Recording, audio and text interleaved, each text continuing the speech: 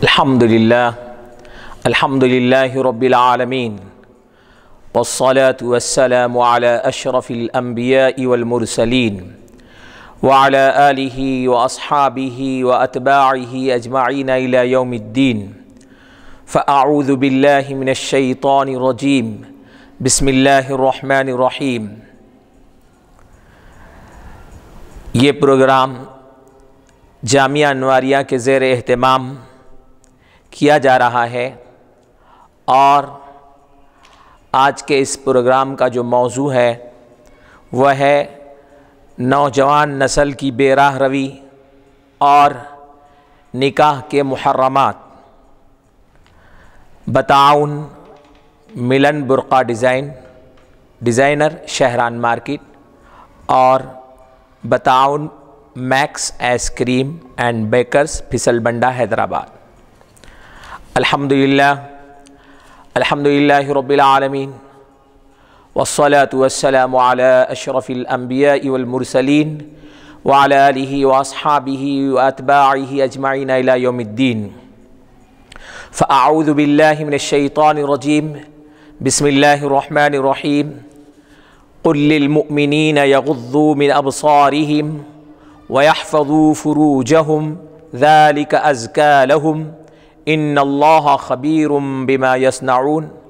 وقل للمؤمنات یغضضن من ابصارہن ویحفظن فروجہن ولا یبدین زینتہن الا لبعولتہن۔ صدق اللہ العظیم وصدق رسولہ النبی الکریم ونحن على ذلك لمن الشاہدین والشاکرین والحمد للہ رب العالمین۔ عزیزان محترم، بزرگوں اور خواتین اور پیاری ماؤں اور بہنوں، آج کا جو موضوع ہے یہ بہت ہی اہم ترین موضوع ہے، اور اس اہمیت ہی کی وجہ سے اللہ تبارک و تعالیٰ نے قرآن کریم میں خواتین اور مرد حضرات دونوں کو مخاطب کیا ہے۔ بہت کم ایسا ہوتا ہے کہ قرآن میں دونوں کو ایک ساتھ، خواتین کو بھی اور مرد حضرات کو باضابطہ نام لے کر مخاطب کیا گیا ہو۔ تو یہ انہی اہم ترین آیتوں میں سے ایک آیت ہے جس کا تعلق مسلم مرد حضرات اور مسلم خواتین کے ساتھ ہونے کی وجہ سے اللہ تبارک و تعالیٰ نے ایک ساتھ ذکر فرمایا سورہ نور میں۔ سورہ نور کی یہ 30ویں آیت ہے۔ اللہ تبارک و تعالیٰ ارشاد فرماتا ہے قُل لِّلْمُؤْمِنِينَ يَغُضُّوا مِنْ أَبْصَارِهِمْ۔ اے نبی اکرم صلی اللہ علیہ وسلم، آپ مومنوں سے ارشاد فرما دیں، مومنوں سے کہہ دیں، مسلمانوں سے کہہ دیں کہ وہ اپنی نگاہوں کو نیچی رکھیں، وَيَحْفَظُوا فُرُوجَهُمْ، اور اپنے شرمگاہوں کی حفاظت کریں۔ کیوں؟ ذَلِكَ أَزْكَىٰ لَهُمْ، یہ ان کے لیے بہت ہی بہتر، پاک صاف ستھرا رہنے کے لیے ضروری ہے۔ ان اللہ خبیر بما یصنعون، اور یہ نہ سمجھنا کہ اللہ تبارک و تعالی ہم کو جانتے نہیں ہیں، بلکہ اللہ فرماتا ہے ان اللہ خبیر بما یصنعون، اللہ تبارک و تعالی بہت خبر رکھتا ہے، ہر چیز کی اطلاع رکھتا ہے، وہ اچھی طرح سے جانتا ہے بما یصنعون، کہ وہ کیا کر رہے ہیں، وہ کیا سوچ رہے ہیں، ان کے دماغ میں کیا چل رہا ہے، اور ان کی سوچ اور فکر اور ان کی نگاہیں کدھر بہکتی ہیں، دماغ کی روش کدھر دوڑتی ہے، دل و دماغ کیوں دھڑک رہے ہیں، اس سب کی جانکاری اللہ تبارک و تعالیٰ کو بہت اچھی طرح سے ہے۔ خبیر بما یصنعون، تم جو کرتے ہو اس کی وہ خبر رکھتا ہے، اور اس سے کوئی چیز چھوٹتی نہیں، بچتی نہیں۔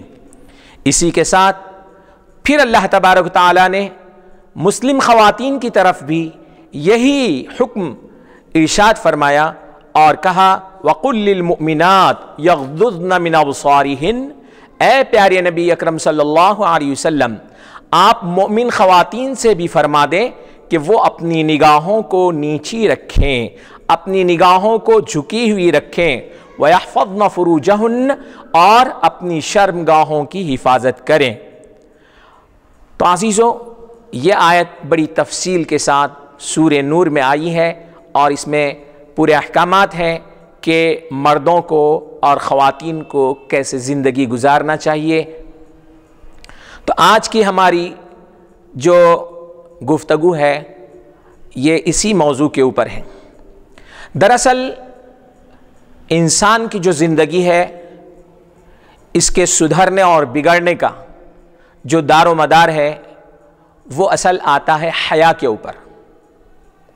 انسان میں جتنی حیا اور شرم ہوگی وہ انسان، وہ خاتون اتنی ہی زیادہ پاک باز اور باعفت اور بلند مرتبت ہوگی۔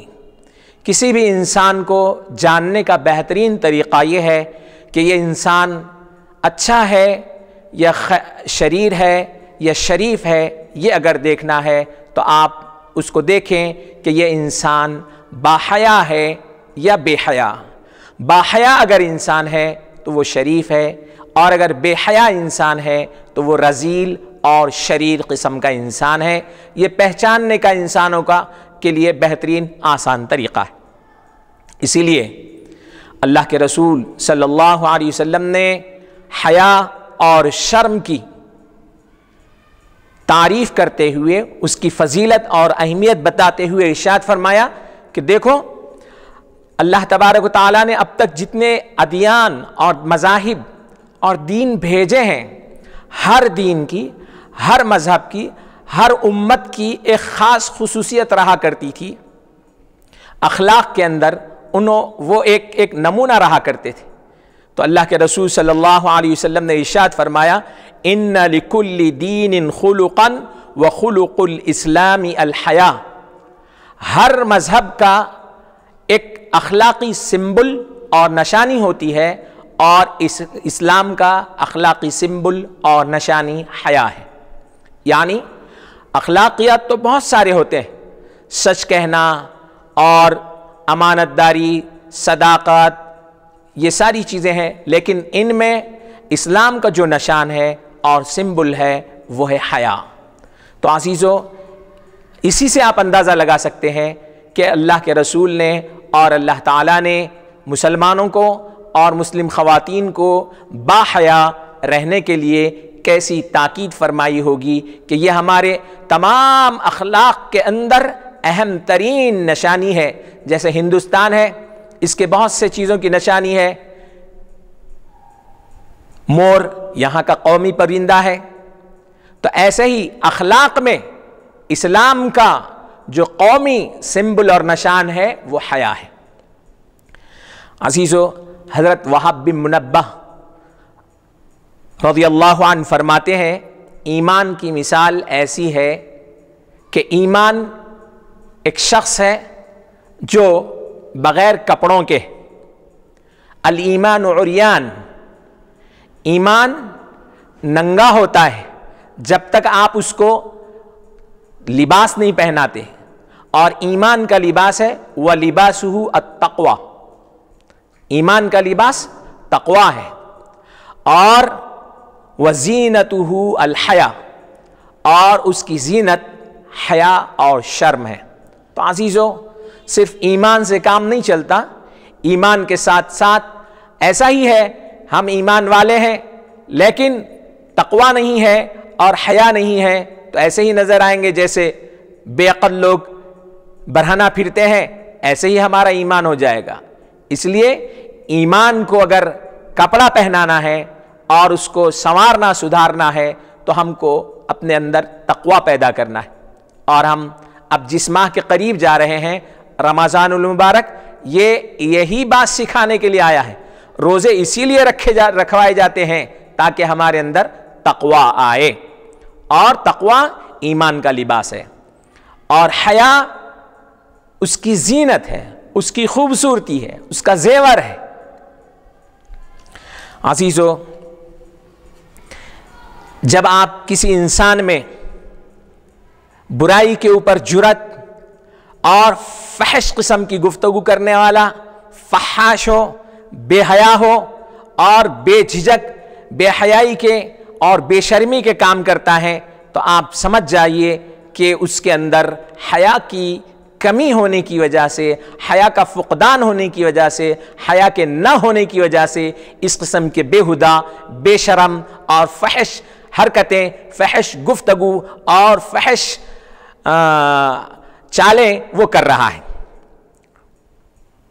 تو یہ سب بے حیائی کے نہ ہونے کی وجہ سے، بے حیائی کے ہونے کی وجہ سے۔ عزیزو، اللہ کے رسول صلی اللہ علیہ وسلم نے اسی لیے تو ارشاد فرمایا کہ اذا لم تستحی فاصنع ما شئت۔ سابقہ ادیان میں بھی یہ انبیاء کا کلام رہا ہے کہ جب تم حیا نہیں کرتے فاصنع ما شئت، جو چاہے کرو۔ جس میں حیا نہیں ہے وہ کچھ بھی کر سکتا ہے، اس سے کسی بھی قسم کی گندی سے گندی، فحش سے فحش حرکت ممکن ہے۔ اگر گندگی سے، بے حیائی سے اور بے شرمی سے کوئی چیز روک سکتی ہے تو وہ حیا روک سکتی ہے۔ اسی لیے اللہ کے رسول صلی اللہ علیہ وسلم کے بارے میں آیا ہے، آپ ایسے با حیا تھے جیسے کہ ایک نئی نویلی دلہن اور جو شادی سے پہلے جو بچی ہوتی ہے اس سے زیادہ اللہ کے رسول صلی اللہ علیہ وسلم حیا اور شرم کیا کرتے تھے۔ ایک دفعہ، اب یہ حیا کی بھی کئی قسمیں ہیں۔ اللہ سے حیا کرنا، فرشتوں سے حیا کرنا، لوگوں سے حیا کرنا اور اپنے آپ سے بھی حیا کرنا۔ ایک دفعہ اللہ کے رسول صلی اللہ علیہ وسلم نے ارشاد فرمایا، استحیوا من اللہ حق الحیا، فقالوا یا رسول اللہ انا نستحی، قال لیس ذاکم ولكن من استحیا من اللہ حق الحیا فلیحفظ الرأس وما وعى والبطن وما حوى۔ اللہ کے رسول صلی اللہ علیہ وسلم نے صحابہ سے ارشاد فرمایا کہ اللہ سے جیسے حیا کرنے کا حق ہے ویسے حیا کرو۔ صحابہ نے ارشاد فرمایا، اللہ کے رسول، ہم تو حیا کرتے ہیں، ہم تو اللہ سے شرماتے ہیں، اللہ سے حیا کرتے ہیں۔ تب اللہ کے رسول صلی اللہ علیہ وسلم نے فرمایا، نہیں، آپ جس کو حیا سمجھ رہے ہیں وہ حیا نہیں ہے، بلکہ حیا یہ ہے، اللہ سے حیا کرنے کا حق یہ ہے کہ اپنے سر کو اور جو کچھ اس کے اطراف ہے اس سے حیا کرو، اس کی حیا کرو، اس میں حیا پیدا کرو۔ فَلْيَحْفَظِ الرَّأْسَ وَمَا وَعَى، سر کی حفاظت کرو اور جو کچھ اس میں ہے، یعنی جو خیالات آتے ہیں دماغ میں۔ اب ہمارے جو حواس خمسہ ہے وہ تقریباً سر میں ہی ہے۔ سننے کی صلاحیت سر میں ہی ہے، دیکھنے کی صلاحیت سر ہی میں ہے، دماغ سر ہی میں ہے، زبان بولنے کی سر ہی میں ہے۔ تو تقریباً اعضاء خمسہ میں سے پورا حصہ 80% سر میں آ گیا ہے۔ تو اس لیے اللہ کے رسول صلی اللہ علیہ وسلم نے فرمایا کہ یہ سر اور اس کے اندر جو خیالات چلتے ہیں اس کی حفاظت کرو، اس میں حیا، یہ معاملے میں حیا کرو۔ کیا کان سے سن رہے ہیں؟ اللہ دیکھ رہا ہے۔ کیا آنکھ سے دیکھ رہے ہیں؟ اللہ دیکھ رہا ہے، اللہ کو معلوم ہے۔ خبیر بما یصنعون، تم جو کرتے ہو اس کی خبر رکھتا ہے۔ کیا بول رہے ہیں؟ خبیر بما یصنعون، وہ بھی اس کی بھی خبر رکھتا ہے۔ کیا سوچ رہے ہیں؟ دماغ میں کیا پلاؤ چل رہا ہے، کیا خیالات گزر رہے ہیں، وہ اس کی بھی خبر رکھتا ہے۔ اور والبطن وما حوى، پیٹ اور اس کے اندر جو کچھ ہے، اس کے اطراف میں جو کچھ ہے، اس سے بھی، اس کے بارے میں بھی حیا کرو، اس کی بھی فکر کرو، اس کی بھی حفاظت کرو۔ پیٹ کی کیا فکر کرنا ہے؟ حلال ڈال رہے ہیں حرام ڈال رہے ہیں؟ کیا کھا رہے ہیں؟ جو آ رہا لڑکاتے چلے جا رہے ہیں. تو پیٹ کے بارے میں سوچنا ہے کہ کیا کھا رہے ہیں، حرام جا رہا ہے یا حلال جا رہا ہے، اس کی فکر کرنا. اور پیٹ کے اطراف میں کیا ہے؟ شرمگاہ ہے، اس کی بھی حفاظت کرنا ہے. تو گویا یہ دو باتوں میں انسان کی پوری حفاظت اور حیا کی ساری چیزیں آ گئی ہیں. تو حیا ان ساری چیزوں کے بارے میں ہم کو حیا کرنا ہے. اور اس کے بعد فرمایا حیا دار اللہ سے حیا کرنے کا ایک طریقہ یہ بھی ہے. لوگ کہتے ہیں ارے بھائی سب ہوتا، یہ نہیں ہو سکتا. اب وہ دیکھنا، وہ بے حیا چیزیں دیکھنا نہیں چھوڑ سکتے، فلمیں دیکھنا نہیں چھوڑ سکتے، یہ نہیں سب بولو مول صاحب نمازاں پڑھتے، یہ پڑھتے وہ پڑھتے، پر وہ نہیں ہو سکتا. تو اس کے بارے میں اللہ کے رسول صلی اللہ علیہ وسلم نے یہی فرمایا، کیوں نہیں ہو سکتا؟ ہو سکتا. آپ کے دماغ سے موت غائب ہو چکی ہے، اور موت کے بعد ہم کو جو آزمائش میں پڑنا ہے اس سے بے خبر ہو گئے ہیں، دوزخ کے عذاب سے بے خبر ہو گئے ہیں، اس لیے اس قسم کی گفتگو اور اصرار کر رہے ہیں. تو اللہ کے رسول صلی اللہ علیہ وسلم نے اسی حدیث میں فرمایا کہ موت کو یاد کرو، اور اس کے بعد جو ہماری کیفیت ہو جائے گی، ہم جو گل کے گھل جائیں گے، مٹی ہو جائیں گے، اس کے بعد کیڑے کھائیں گے، جو ہماری حشر اور حالت ہوگی، پھر جنت اور دوزخ اور حشر میں پہنچنے کے بعد جو معاملات ہوں گے اس کی فکر کرو، تب پتہ چلے گا. تو یہ ساری چیزیں حیا اس سے آتی ہے، موت کو یاد رکھنے سے. اور موت کے بعد ہمارا کیا حال ہوگا، ہم نے جو اعمال کیے ہیں اس کے حساب سے ہمارا کیا آخرت کا نتیجہ بنتا ہے، اس کی فکر کریں گے تو صحیح حیا آتی، صحیح شرم آتی. اللہ سے جب شرم کرنا آتا آدمی کو.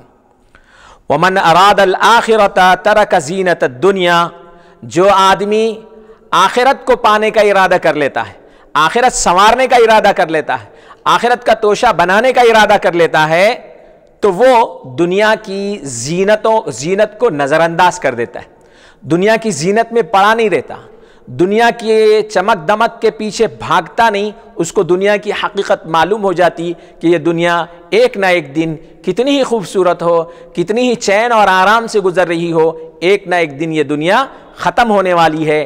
اس دنیا کا حسن ختم ہونے والا ہے، اس دنیا کی جمال ختم ہونے والی ہے. یہاں کی جو پری پیکر خواتین ہیں اور پری پیکر چہرے ہیں، حسین و جمیل چہرے ہیں، اس دنیا کی جو حوریں ہیں اور اس دنیا کی جو ہیروئن ہیں، یہ سب کے سب آخر کار ان کو ضعیفی کی طرف، بڑھاپے کی طرف اور خرابی کی طرف اور زوال کی طرف جانا ہے اور مٹی میں مل جانا ہے. تو یہ چیز کا احساس جب ہم کو ہوگا، دنیا کی زینت کو ہم چھوڑیں گے تو آخرت کی فکر ہم کو ہوگی. فمن فعل ذلك فقد استحیا من اللہ حق الحیا، جو آدمی یہ کام کرے گا وہ اصل میں اللہ سے حیا کر رہا ہے. اللہ سے حیا کرنے کا حق تب ادا ہوتا ہے.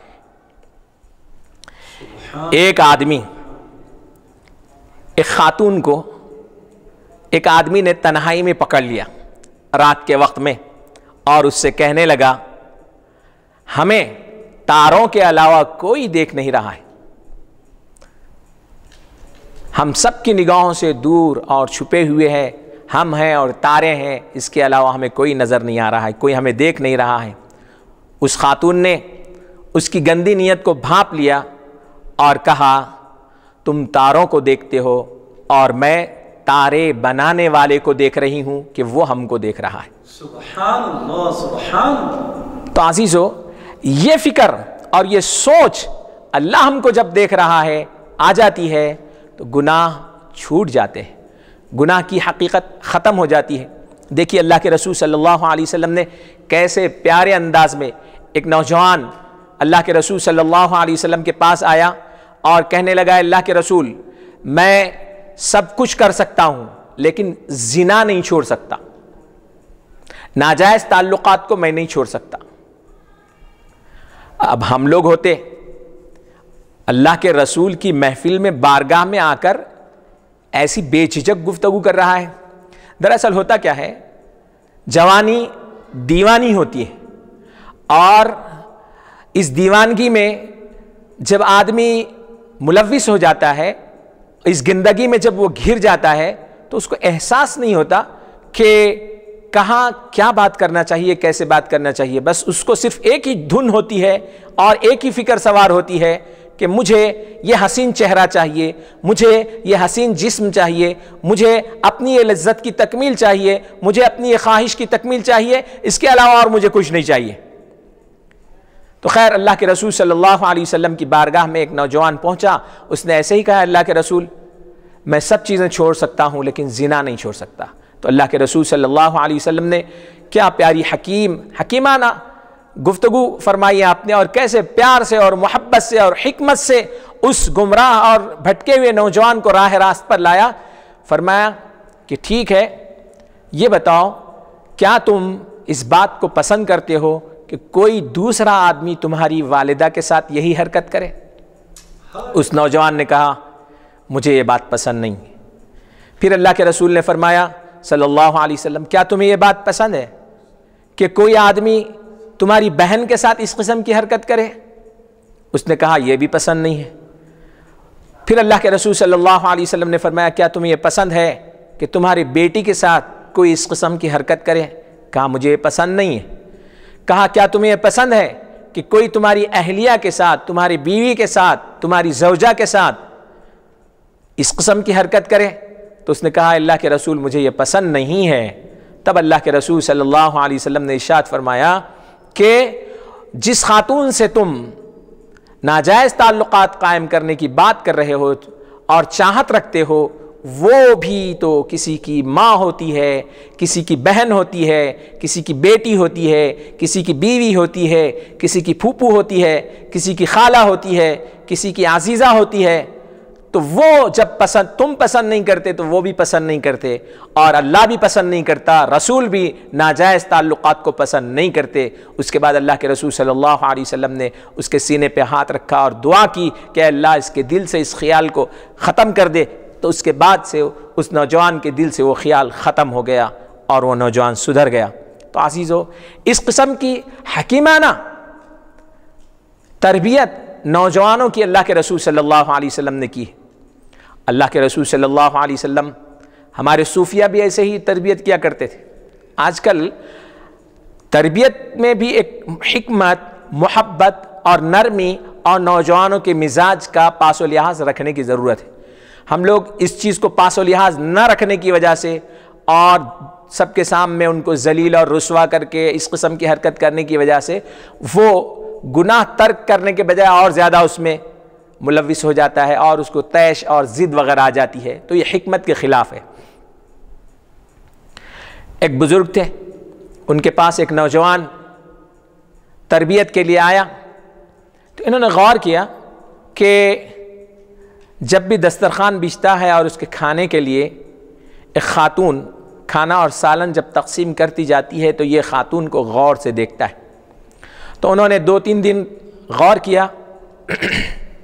اس کے بعد اس نوجوان کو ایک حکیمانہ انداز میں دنیا کے حسن اور جمال کی اور یہاں کے رونق اور خوبصورتی کی حقیقت اس نوجوان پہ واضح کرنے کے لیے ایک حکمت عملی طے کی، اور اس کے تحت اس خاتون کو جس کو یہ پیار بھری نگاہوں سے اور محبت اور عشق کی نگاہوں سے دیکھا کرتے تھے، یہ نوجوان اس خاتون کو آپ نے جلاب دیا اور دینے کے بعد فرمایا کہ بیٹی تم اس کمرے میں اس گڑھے کے اندر فارغ ہوتے رہنا. وہ خاتون 2-3 دن تک جب جلاب استعمال کرتی رہی تو اس کی وجہ سے نڈھال ہو گئی اور چہرہ سکڑ گیا، چہرے کی رونق ختم ہو گئی. اب 3 دن کے بعد جب دوبارہ وہ خاتون نکلی اور وہ کھانا تقسیم کرنے کے لیے نکلی تو صورت بالکل فق ہو چکی تھی، اس کی رونق ختم ہو گئی تھی، حسن نظر نہیں آ رہا تھا. تو اب یہ نوجوان دوبارہ چہرہ اٹھا کر بھی نہیں دیکھنے لگا، اس نے اس کو نظر انداز کر دیا اور اپنے کام میں مصروف رہا.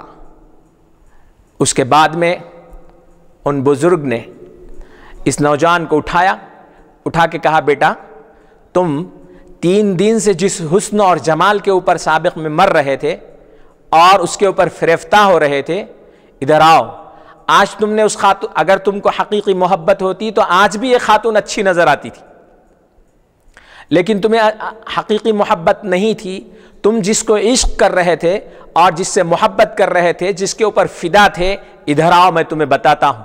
اس کے بعد اس روم میں لے گئے جس روم میں وہ لڑکی جلاب لینے کے بعد فارغ ہوئی تھی، گڑے میں جو ٹو رکھا ہوا تھا، وہ اس کی طرف اشارہ کر کے بتایا کہ دیکھو یہ سارا حسن، یہ ساری چیز اس کے اندر جب تک تھی تو رونق نظر آ رہی تھی، تو اس کی حقیقت یہ ہے، وہ نکل گئی تو آپ کے دماغ سے بھی وہ عشق کا بھوت نکل گیا۔ تو دنیا کا عشق، دنیا کی عشق اور دنیا کی رونق، یہ سب کیا ہے؟ بس یہی ہے۔ اس طرح سے انہوں نے نوجوان کی تربیت کی۔ تو بہرحال عزیزو، حیا یہ بہت اہم ترین چیز ہے۔ الحیاء من الناس، فرشتوں سے بھی ہم کو حیا کرنا چاہیے۔ تنہائی میں بھی اگر ہم رہیں تو بغیر ضرورت کے مکمل برہنہ نہیں ہونا چاہیے،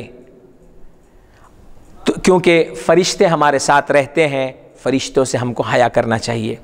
اسی طرح سے اللہ کے رسول صلی اللہ علیہ وسلم نے ارشاد فرمایا لوگوں سے بھی حیا کرو، اور ایک ارشاد فرمایا اللہ کے رسول صلی اللہ علیہ وسلم نے، بڑی حکمت کی بات فرمائی، ما کرہت ان یراہ الناس فلا تفعل اذا خلوت۔ اے نوجوان، جو چیز تو ناپسند کرتا ہے کہ لوگ تجھ سے نہ دیکھیں، لوگ تیرے جس کام کو نہ دیکھیں، تو اس بات کو ناپسند کرتا ہے، تو ایسا کام تو تنہائی میں بھی مت کر۔ جس کام کے دیکھنے پر، جس کام کے معلوم ہونے پر، لوگوں کو اطلاع چلنے پر تجھے کراہیت محسوس ہوتی ہے کہ تیرا یہ کام، تیرا یہ فعل، تیرا یہ عمل لوگوں کے سامنے تو آنا ناپسند کرتا ہے، تو ایسا کام تنہائی میں بھی مت کر۔ اور چاہتے اپنے آپ سے بھی حیا کرنا چاہیے۔ استفتح قلبک، سب سے پہلے اپنے دل کو پوچھو یہ کام صحیح ہے یا غلط ہے۔ بہترین مفتی دل میں بیٹھا ہوا ہے، وہ فوراً اطلاع دے گا، لیکن ہم اس مفتی کو سلا دیتے۔ تو اسی لیے اچھا، وہ لوگ بڑے کم ظرف ہوتے ہیں جو لوگوں سے تو ڈرتے ہیں لیکن اپنے آپ سے نہیں ڈرتے۔ مطلب یہ ہوا کہ ہم لوگوں سے ڈرتے ہیں اور اپنے آپ سے نہیں ڈرتے ہیں، تو ہم اپنی نگاہ میں ہم کمتر ہیں اور لوگ بڑھ کے، تو ہم اپنے آپ کو اپنی نگاہ میں گرا رہے ہیں، اپنے آپ کو اپنی نگاہ میں کمتر کر رہے ہیں، ذلیل کر رہے ہیں۔ اب انسان خود اپنی نگاہ میں گر گیا تو دوسروں کی نگاہ میں کہاں سے اٹھ سکتا ہے وہ، اور کہاں سے ترقی حاصل کر سکتا ہے؟ تو اس لیے اپنے آپ سے بھی حیا کرو، ایسے کام نہ کرو کہ جس کی وجہ سے دوسروں کے سامنے ہم کو شرمندگی اٹھانا پڑے۔ تو عزیزو، یہ کچھ باتیں تھیں جو حیا سے متعلق تھی۔ اب دراصل ہم آ رہے ہیں اصل اپنی گفتگو کی طرف، وہ یہ ہے کہ اللہ تبارک و تعالیٰ نے اس کائنات کو جب بنایا ہے تو یہ کائنات تناسل و توالد کے سلسلے سے قیامت تک باقی رہے گی۔ انسان، جانور اور چرند و پرند جتنے ذی حیات ہیں، ان کا جو قیامت تک باقی رہنا ہے، یہ ایک سلسلہ ہے، قدرت کی ایک چاہت اور ارادہ ہے کہ یہ توالد اور تناسل کے سلسلے سے قائم رہیں۔ تو انسان چونکہ اشرف المخلوقات ہے، یہ جانور نہیں ہے، یہ درندہ نہیں ہے، یہ کوئی کیڑے مکوڑے نہیں ہے کہ وہ ان کی طرح رہے، کیڑے مکوڑوں کی طرح جنسی تعلقات قائم کریں، یا جانوروں اور درندوں کی طرح جنسی تعلقات قائم کریں، بلکہ یہ انسان ہے۔ اسی لیے آپ دیکھیں گے کہ انسان میں انسانیت اور شرافت ہونے کی وجہ سے یہ جو تعلق ہوتا ہے توالد اور تناسل کا، تو یہ جو سلسلہ چلا رہتا ہے، عورت اور آدمی کا جو تعلق رہتا ہے، یہ شادی سے ہوا ہے۔ ہر مذہب میں شادی رکھی گئی ہے، ہر مذہب میں، تاکہ جانوروں میں اور انسانوں میں فرق ہو سکے۔ تو جو لوگ بغیر شادی کے زندگی گزارتے ہیں، تعلقات قائم کرتے ہیں، وہ جانوروں کی طرح زندگی گزار رہے ہیں، وہ انسانوں سے نیچے گر چکے ہیں، ان سے شرم حیا ختم ہو چکی ہے۔ شرم اور حیا جانوروں میں نہیں، انسانوں میں ہوتی، تو اس لیے انسانوں کے لیے یہ سلسلہ نکاح کا اور شادی کا رکھا گیا ہے، اور یہ ہر مذہب میں، ہر امت میں رہا ہے۔ حضرت آدم علیہ السلام کی آمد سے رہا ہے، اور آج تک ہے اور قیامت تک رہے گا۔ شریف لوگ شادیاں کرتے ہیں، اور جو جانوروں کی طرح زندگی گزارتے ہیں وہ بغیر شادیوں کے تعلقات رکھتے ہوئے زندگی گزارتے ہیں۔ جانوروں میں اور ان میں کوئی فرق نہیں ہوتا۔ اسی لیے اللہ تعالیٰ نے نکاح کو جائز حلال قرار دیا ہے، اور سفاح کو اور زنا کو، ناجائز تعلق کو حرام قرار دیا ہے، اور اس سے بچنے کو، اور زنا کے اندر ڈالنے والی جو چیزیں ہیں، زنا سے قریب کرنے والی جو چیزیں ہیں، ان سے بھی اللہ تبارک و تعالیٰ نے ہم کو روکا ہے، تاکہ سد ذریعہ ہو اور ہم اس کی بارڈر ہی پہ نہ چلے جائیں۔ اسی لیے اللہ کے رسول صلی اللہ علیہ وسلم نے ارشاد فرمایا، یسر النکاح، نکاح کو آسان کرو، اتنا آسان کرو، اتنا آسان کرو کہ سفاح مشکل ہو جائے، زنا مشکل ہو جائے۔ تو عزیزو، نکاح بہت آسان ہے، شادی بہت آسان ہے، تو آسان طریقے سے ہم کو شادی بیاہ کرنا چاہیے، اس کو زیادہ مشکل بنانے کی ضرورت نہیں ہے۔ اب جو حدیث شریف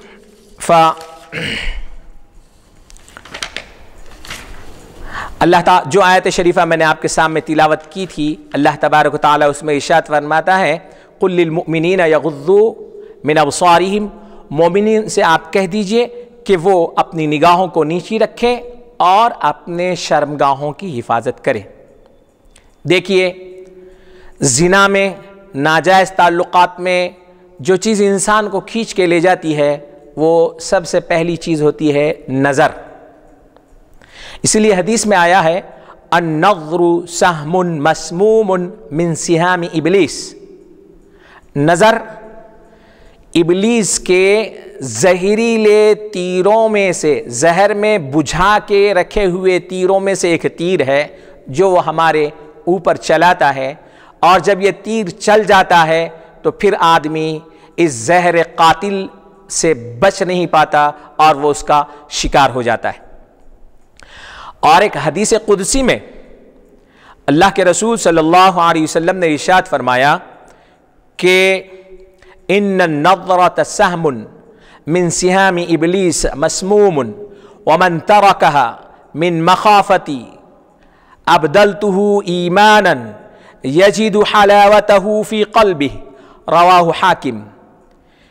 اللہ کے رسول صلی اللہ علیہ وسلم نے ارشاد فرمایا کہ اللہ تبارک و تعالی ارشاد فرماتا ہے کہ نگاہ ایک تیر ہے ابلیس کے زہریلے تیروں میں سے، تو جو آدمی یہ نگاہ بازی کو چھوڑ دیتا ہے، یہ نگاہ بازی کو چھوڑ دیتا ہے میرے خوف کی وجہ سے، میرے ڈر کی وجہ سے کہ میں نے اس کو منع کیا ہے، میں اس کو ناپسند کرتا ہوں، تو ابدلتہ ایمانا، میں اس نگاہ بازی کو چھوڑنے کی وجہ سے اور ناجائز خواتین کی طرف دیکھنے کو ترک کرنے کی وجہ سے، ابدلتہ ایمانا، اس کے بدلے میں اس کو ایسے ایمان کی چاشنی دوں گا، یجد حلاوتہ فی قلبہ، کہ وہ اپنے دل میں بھی اس کی حلاوت اور مٹھاس کو اور اس ایمان کے مزے کو پائے گا۔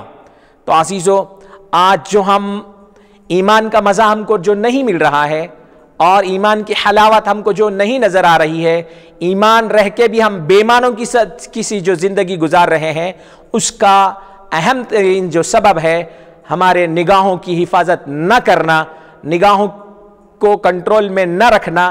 یہ وہ سبب ہے جس کی وجہ سے ہم شیطان کے شکنجے میں آ گئے ہیں اور اس کے تیر کھا رہے ہیں، اور اس کے تیر کی وجہ سے ہمارا دل زخمی ہو چکا ہے، سیاہ ہو چکا ہے، کالا ہو چکا ہے۔ جس کی وجہ سے ہم کو یہ بات سمجھ میں نہیں آ رہی ہے کہ یہ نگاہ بازی کیسی خطرناک چیز ہے۔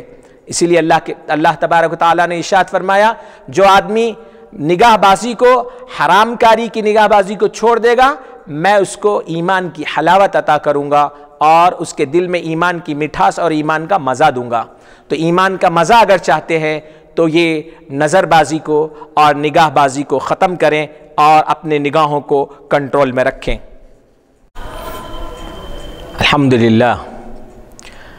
تو ابھی جس حدیث شریف کی سماعت ہم نے کی ہے کہ ہم اگر اپنی نگاہ کو کنٹرول میں رکھیں گے تو اللہ تبارک و تعالی ہمارے دل میں ایسی حلاوت اور ایسی چاشنی اور ایسی مٹھاس عطا فرمائیں گے کہ اس کی وجہ سے ہم کو ایمان کا مزہ آ جائے گا۔ اور ایک روایت میں اللہ کے رسول صلی اللہ علیہ وسلم نے ارشاد فرمایا، من غض بصرہ عن محاسن امرأۃ اورث اللہ قلبہ نورا، جو آدمی اپنی نگاہ کو خواتین کے محاسن اور خوبصورت نظر آنے والے مقامات سے بچاتا ہے تو اللہ تبارک و تعالی اس کے دل میں نور کو بھر دیتا ہے، نور کو ڈال دیتا ہے۔ تو عزیزو، یہ خواتین کے، غیر محرم خواتین کے محاسن کو نہ دیکھنا ایک نیکی ہے اور ایک ایسی چیز ہے جس کی وجہ سے ہمارے دل منور ہو جاتے ہیں۔ تو آج جو ہمارے دل بجھے ہوئے ہیں اور دلوں میں جو اندھیرا ہے، یہ اسی وجہ سے ہم کو ان چیزوں سے بچنے کی سخت ترین ضرورت ہے۔ شریعت نے اس بات سے منع کیا ہے کہ غیر ضروری ہم کسی خاتون کو دیکھیں اور اس پہ فریفتہ ہوں۔ البتہ ضرورت کی صورت میں شریعت اس کی اجازت بھی دیتی ہے، اور جیسے کوئی بیماری ہے یا مرض وغیرہ ہے، ڈاکٹر وغیرہ کی ضرورت ہے، تو اس وقت میں ایسے حالات میں دیکھ بھی سکتے ہیں، لیکن جتنی ضرورت ہے اتنے ہی چیز کے دیکھنے کی اجازت ہے، کیونکہ ضرورت بہت سی چیزوں کو جائز بنا دیتی ہے۔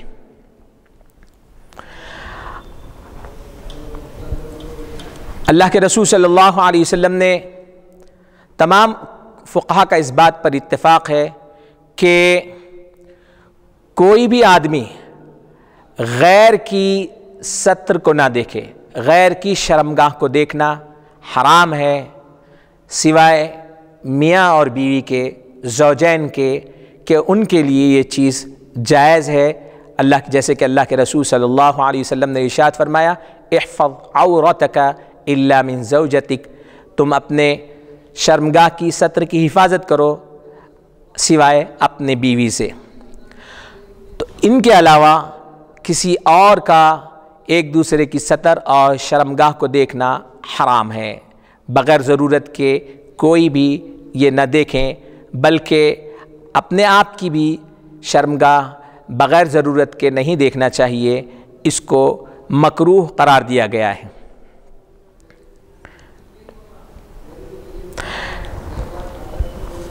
اللہ کے رسول صلی اللہ علیہ وسلم نے ارشاد فرمایا، لا ينظر الرجل الى عورة الرجل ولا المرأة الى عورة المرأة ولا يفضي الرجل الى الرجل في ثوب واحد ولا تفضي المرأة الى المرأة في ثوب واحد، کہ کوئی آدمی کسی آدمی کے ستر عورت کو، شرمگاہ کو نہ دیکھے، اور کوئی عورت کسی دوسری عورت کے ستر اور شرمگاہ کو نہ دیکھے، اور کوئی آدمی کسی آدمی کے ساتھ ایک کپڑے میں نہ سوئے مل کر، اور کوئی عورت دوسری عورت کے ساتھ ایک کپڑے میں مل کر نہ سوئے۔ اسی طرح اللہ کے رسول صلی اللہ علیہ وسلم نے ارشاد فرمایا، ان من اشر الناس عند اللہ منزلۃ یوم القیامہ الرجل يفضي إلى المرأة والمرأة تفضي إليه ثم ينشره سرها، کہ لوگوں میں سب سے شریر اللہ تبارک و تعالیٰ کے پاس قیامت کے دن ان لوگوں کا شریر لوگوں میں مرتبہ شمار ہوگا جو آدمی کسی عورت سے ملتا ہے اور جو عورت کسی آدمی سے ملتی ہے، یعنی میاں اور بیوی بن کر، اور اس کے بعد کسی وجہ سے وہ جدائی ہوتی ہے یا جدائی نہ ہوتی ہے، لیکن یہ جو میاں بیوی کے جو راز کے ملنے کی جو چیزیں ہیں اور راز کی جو باتیں ہیں، یہ باتیں کسی اور دوسرے سے کہی جاتی ہیں تو اللہ کی نگاہ میں وہ سب سے شریر لوگ شمار ہوتے ہیں۔ اس سے ہم کو بچنے کی ضرورت ہے۔ اللہ کے رسول صلی اللہ علیہ وسلم نے ارشاد فرماتے ہیں کتب علی ابن آدم نصیبہ من الزنا مدرک ذلک لا محالہ العینان زناہما النظر والاذنان زناہما الاستماع واللسان زناہما الکلام والید زناہما البطش والرجل زناہما الخطا والقلب یہوی ویتمنى وَيُصَدِّقُ ذَلِكَ الْفَرَجْ أَوْ يُكَذِّبُهُ رواہ مسلم والبخاری۔ اللہ کے رسول صلی اللہ علیہ وسلم نے ارشاد فرمایا کہ ہر ابن آدم، ہر انسان کو زنا کا ایک حصہ برابر مل کے رہے گا، لا محالہ اس کو زنا کا ایک حصہ ضرور مل کے رہے گا، وہ اس سے بچ نہیں سکتا ہے۔ ماحول اتنا خراب ہے، حالات ایسے ہیں کہ اچھے سے اچھا انسان بھی بچ نہیں سکتا۔ العینان زناہما النظر، فرمایا آنکھ، ان کا زنا دیکھنا ہے، آنکھیں بھی زنا کرتی اور ان کا زنا دیکھنا ہے۔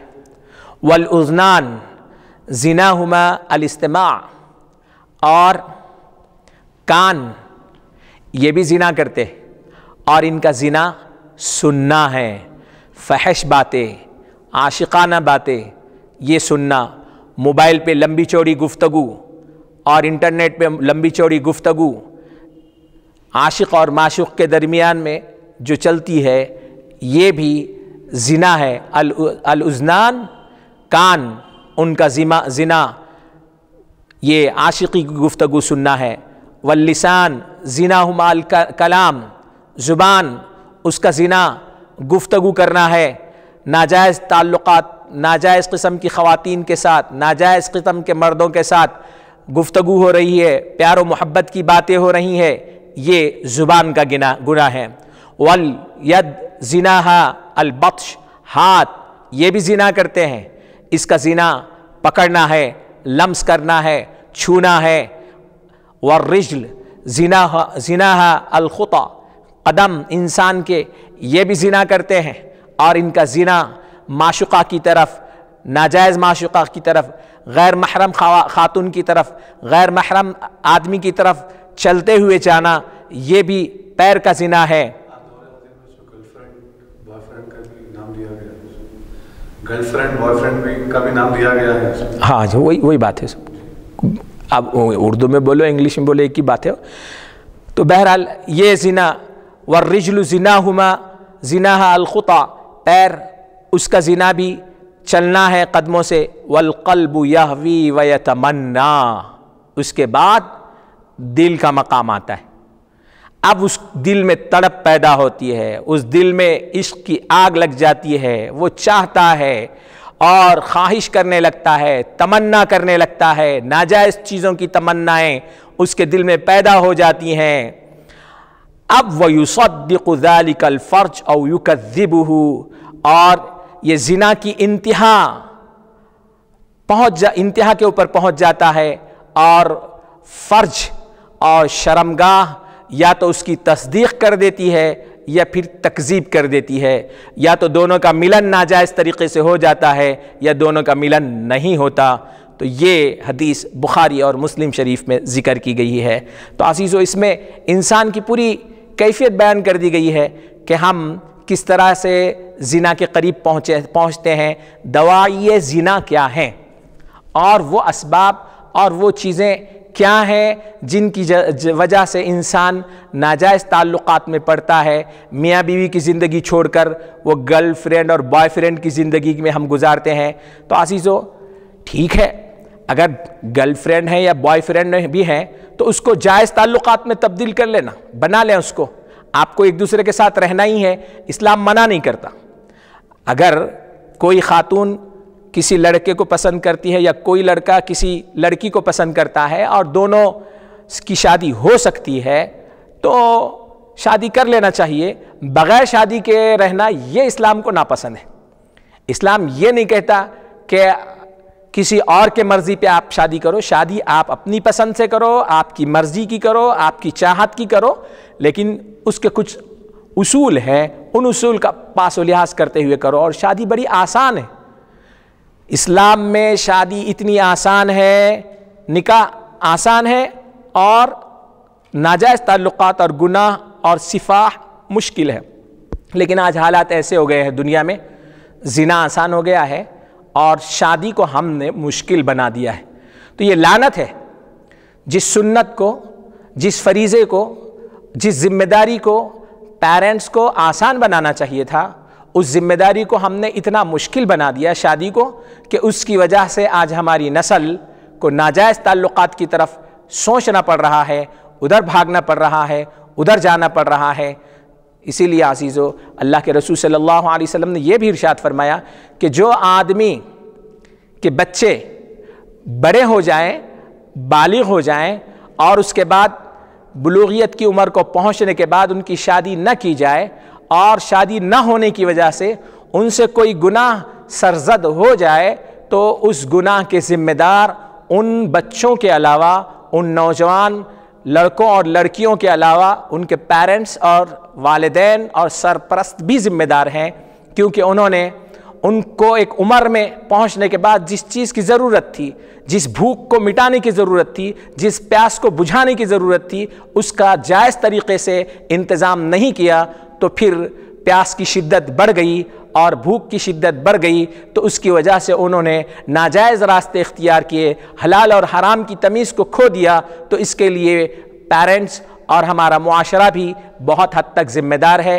اس کی طرف ہم کو خیال کرنے کی ضرورت ہے کہ ہم جتنا شادی کو آسان بنائیں گے، نکاح کو آسان بنائیں گے، زنا اور سفاح خود بخود مشکل ہو جائے گا۔ آج مشکل یہ ہے کہ ہم نے شادی کو مشکل بنا دیا ہے اور زنا کو اور ناجائز تعلقات کو آسان بنا دیا ہے۔ اللہ ہم سب کو اس سے محفوظ رکھے، اس لعنت سے ہم کو بچائے، ہماری نسل کو بچائے، ہمارے معاشرے کو بچائے۔ دیکھیے اسلام میں کیسی کیسی پیاری باتیں۔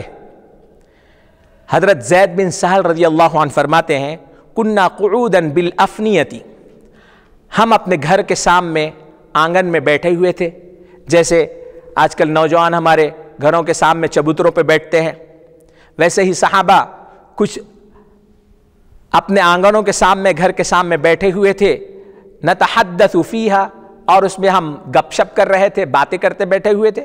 فجاء رسول اللہ فقام علینا، اللہ کے رسول صلی اللہ علیہ وسلم آ گئے اور ہمارے پاس آ کے ٹھہر گئے۔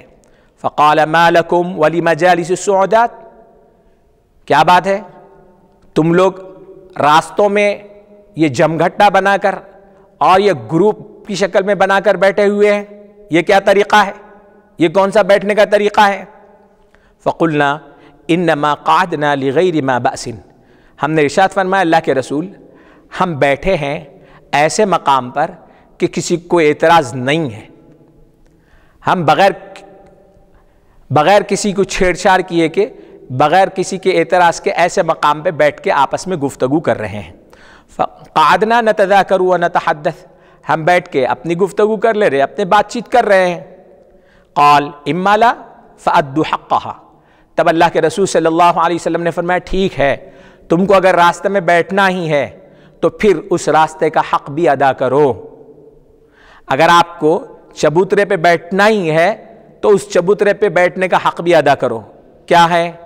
غض البصر، نگاہیں نیچی رکھو، غض البصر، نگاہیں نیچی رکھو، ورد السلام، اور کوئی سلام کیا تو اس کا سلام کا جواب بھی دو، وحسن الکلام، اور جب آپ بیٹھے ہی ہیں راستے کے اوپر تو اچھی باتیں کرو، گالی گلوچ یا بیہودہ قسم کی فحش گفتگو کر رہے ہیں، آنے جانے والی خواتین بھی ہوتی ہیں، بچے بھی ہوتے ہیں، بچیاں بھی ہوتی ہیں، تو ایسے بھرے کھلی محفلوں میں کھلے راستوں کے اوپر اس قسم کی بیہودہ اور بے شرمی کی باتیں مت کرو۔ حسن الکلام، راستے پہ بیٹھ رہے ہیں، چبوترے پہ بیٹھ رہے ہیں، بیٹھنا ضروری اگر آپ کو ہے پہلے تو بیٹھنا ہی نہیں چاہیے، بیٹھنا اگر ضروری ہے تو پھر اس کا حق ادا کرو۔ اس کا حق یہ ہے نگاہیں نیچی رہنا، سلام کا جواب دینا، اور گفتگو اور بات چیت ایسی ہو کہ حسن کلام ہو۔ ایسی زور سے گھر کے چبوتروں کے سامنے بیٹھے ہوئے رات کے 12 بج رہے ہیں، وہ زور سے ہنس رہے ہیں، وہ چیخنا چلانا ہو رہا ہے، لوگوں کی نیندیں خراب ہو رہی ہیں، یا فحش قسم کی گفتگو ہو رہی ہے، گالی گلوچ ہو رہی ہے، یہ سب بیہودہ قسم کی باتیں ہیں، بے شرمی اور بے حیا کی باتیں ہیں۔ اسلام اس کو ناپسند کرتا ہے، اللہ کے رسول صلی اللہ علیہ وسلم نے یہ ساری چیزوں سے منع فرمایا ہے۔ اور ایک حدیث میں حضرت جریر رضی اللہ عنہ ارشاد فرماتے ہیں، میں نے اللہ کے رسول صلی اللہ علیہ وسلم سے ارشاد فرمایا، اے اللہ کے رسول، اگر کسی خاتون کے اوپر اچانک نظر پڑ جائے تو کیا کرنا چاہیے؟ تو اللہ کے رسول صلی اللہ علیہ وسلم نے فرمایا، اصرف بصرک، اپنی نگاہ کو فوراً پھیر لو۔ اچانک پڑ گئی نا تو اب مستقل دیکھتے مت بیٹھو، اپنی نگاہ کو فوراً پھیر لو اور نیچی کر لو۔ نہیں، آپ دیکھ رہے ہیں، اب ایک ہی نگاہ دیکھنا بول کے ہیں تو ایک نگاہ دیکھنا بولے تو آپ دیکھ رہے اب ہٹا رہے نہیں، اب ہٹائے تو پھر دیکھنے کا موقع ملتا، تو اس قسم کی سوچ نہیں رکھنا ہے۔ ایسی اور ایک حدیث میں حضرت اللہ کے رسول صلی اللہ علیہ وسلم نے حضرت علی رضی اللہ عنہ سے فرمایا کہ ایک نگاہ کے بعد پھر دوسری نگاہ اس کے پیچھے نہیں ڈالنا، فَإِنَّ لَكَ الْأُولَى وَلَيْسَتْ لَكَ الْآخِرَةُ، تمہارے لیے پہلی نگاہ معاف ہے، دوسری نگاہ معاف نہیں ہے۔ پھر دوبارہ نگاہ اٹھا کے دیکھیں گے تو اب اس کے اوپر پکڑ ہوگی۔ ان الفؤاد، اللہ تعالی نگرانی کرتا ہے، پکڑ رکھتا ہے۔ ان البصر والفؤاد کان اولئک کان عنہ مسئولا، کہ نگاہ، دل، زبان، سماعت، یہ ان سب چیزوں کے بارے میں اللہ تعالیٰ سوال کرے گا اور پوچھے گا، ہم کو اس کا جواب دینا ہے کہ ان آنکھوں کا کیسا استعمال کیا تھا ہم نے۔ حضرت ام سلمہ رضی اللہ عنہ فرماتی ہیں، میں اللہ کے رسول صلی اللہ علیہ وسلم کی خدمت میں تھی اور آپ کے پاس آپ کی اہلیہ محترمہ حضرت میمونہ رضی اللہ تعالیٰ عنہ بھی تھی۔ اسی درمیان میں ایک نابینا صحابی ابن ام مکتوم تشریف لائے، اور یہ ان دنوں کی بات ہے جب پردے کا حکم نازل ہو چکا تھا۔ تو اللہ کے رسول صلی اللہ علیہ وسلم نے ہم سے ارشاد فرمایا، تم لوگ ان سے پردہ کر لو۔ تو ہم نے اللہ کے رسول صلی اللہ علیہ وسلم سے ارشاد فرمایا، اے اللہ کے رسول، وہ تو نابینا ہے نا، وہ تو نابینا ہے، ان سے کیا پردہ کرنا؟ تو اللہ کے رسول صلی اللہ علیہ وسلم نے ارشاد فرمایا، وہ نابینا ہے، افعمیوانی انتما، کیا تم لوگ بھی نابینا ہو؟ تم تو دیکھ رہی ہو نا، تم پردے میں چلے جاؤ۔ یہ حدیث ترمذی شریف میں ہے۔ تو عزیزو، ہم کو اس سے اندازہ ہوتا ہے کہ دوائی زنا، ناجائز تعلقات سے قربت نہ ہو، اس سے روکنے کے لیے یہ سارے راستے اور راستوں کا انتظام کیا گیا ہے کہ بڑے گناہ میں پڑنے سے پہلے ہی بارڈر پہ ہی یہ ساری چیزیں روک دی جائیں، ختم کر دی جائے۔ تو اللہ کے رسول صلی اللہ علیہ وسلم نے اپنے اہلیہ محترمہ کو اپنے موجودگی میں غیر آدمی سے جو نابینا تھے ان سے پردہ کروایا۔ آپ اس سے اندازہ لگا سکتے ہیں کہ غیر آدمی کے سامنے نکلنا ایک خاتون کے لیے کتنا خطرناک ہو سکتا ہے، کہ نابینا کے سامنے نکلنے کی اجازت نہیں ہے۔ اور اللہ کے حضرت عبداللہ بن عباس رضی اللہ عنہ فرماتے ہیں کہ اللہ کے رسول صلی اللہ علیہ وسلم نے ارشاد فرمایا، لا يخلون احدكم بامرأة الا مع ذی محرم، کوئی آدمی کسی عورت کے ساتھ تنہائی میں نہ گزارے الا یہ کہ اس کے ساتھ کوئی محرم ہو. بغیر محرم کے کوئی نامحرم آدمی کسی عورت کے ساتھ تنہائی میں نہیں رہنا چاہیے. یہ حدیث بخاری شریف میں بھی ہے اور مسلم شریف میں بھی ہے. اللہ کے رسول صلی اللہ علیہ وسلم نے ارشاد فرمایا, حضرت ابو ہریرہ رضی اللہ عنہ فرماتے ہیں کہ اللہ کے رسول صلی اللہ علیہ وسلم نے فرمایا کہ 2 قسم کے لوگ دوزخ میں جانے دوزخی ہیں. اور حضرت ابو ہریرہ رضی اللہ عنہ فرماتے ہیں میں نے ان دونوں کو نہیں دیکھا اب تک, یعنی ہمارے زمانے میں ابھی یہ آئے نہیں, پیدا نہیں ہوئے. ایک تو ہے قوم معہم سیاط کاذناب البقر یضربون بها الناس. ایسے کچھ لوگ ہوں گے, ایسے روڈی اور ایسے شدے ہوں گے کچھ کہ ان کے ہاتھ میں بکریوں کے دم کے جیسے کوڑے ہوں گے اور اس سے وہ لوگوں کو ماریں گے, لوگوں کے اوپر ظلم و ستم کریں گے. اس کو مار, اس کو دھاڑ, اس کو ڈانٹ, غنڈہ گردی کرتے پھریں گے. تو ایک یہ لوگ ہوں گے, اور دوسرے وہ خواتین ہوں گی کاسیات عاریات ممیلات مائلات, کپڑے پہنی ہوئی ہوں گی لیکن پھر بھی برہنہ ہوں گی. یعنی ایسے پتلے کپڑے پہنی ہوئی ہوں گی یا ایسے چست اور فٹ کپڑے پہنی ہوئی ہوں گی کہ وہ کپڑے پہننے کے باوجود بھی برہنہ اور ننگی نظر آ رہی ہوں گی. ممیلات, لوگوں کو اپنی طرف مائل کرنے والی اور راغب کرنے والی ہوں گی. ومائلات, اور لوگوں کی طرف مائل ہونے والی اور ان کی طرف جانے والی ہوں گی. رؤوسہن کاسنمۃ البخت, اور ان کے سر ایسے ہوں گے جیسے بختی اونٹنی, المائلہ, جو مٹک مٹک کر چڑھ رہی ہے. لا يدخلن الجنہ, ایسی عورتیں جنت میں نہیں جائیں گی. ولا یجدن ریحہا, جنت میں جانا تو دور کی بات ہے, اس کی خوشبو بھی نہیں سونگھ سکیں گی. وَإِنَّ رِيحَهَا لَيُوجَدُ مِن مَسِيرَةِ كَذَا وَكَذَا, اور اس کی خوشبو جنت کی اتنے دور تک, اتنے 100 سال کے فاصلے تک سنائی دیتی ہے, تو وہ اتنے 100 سال کے فاصلے سے بھی دور رہیں گی جنت سے.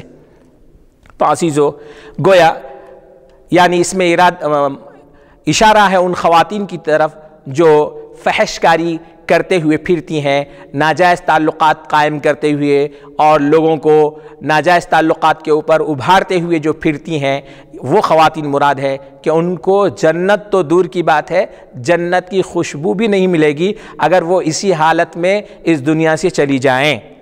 اللہم احفظنا, اللہ تعالی ہم کو اور ہماری بہنوں کو اور ہماری خواتین کو اس قسم کی حرکتوں سے بچائے.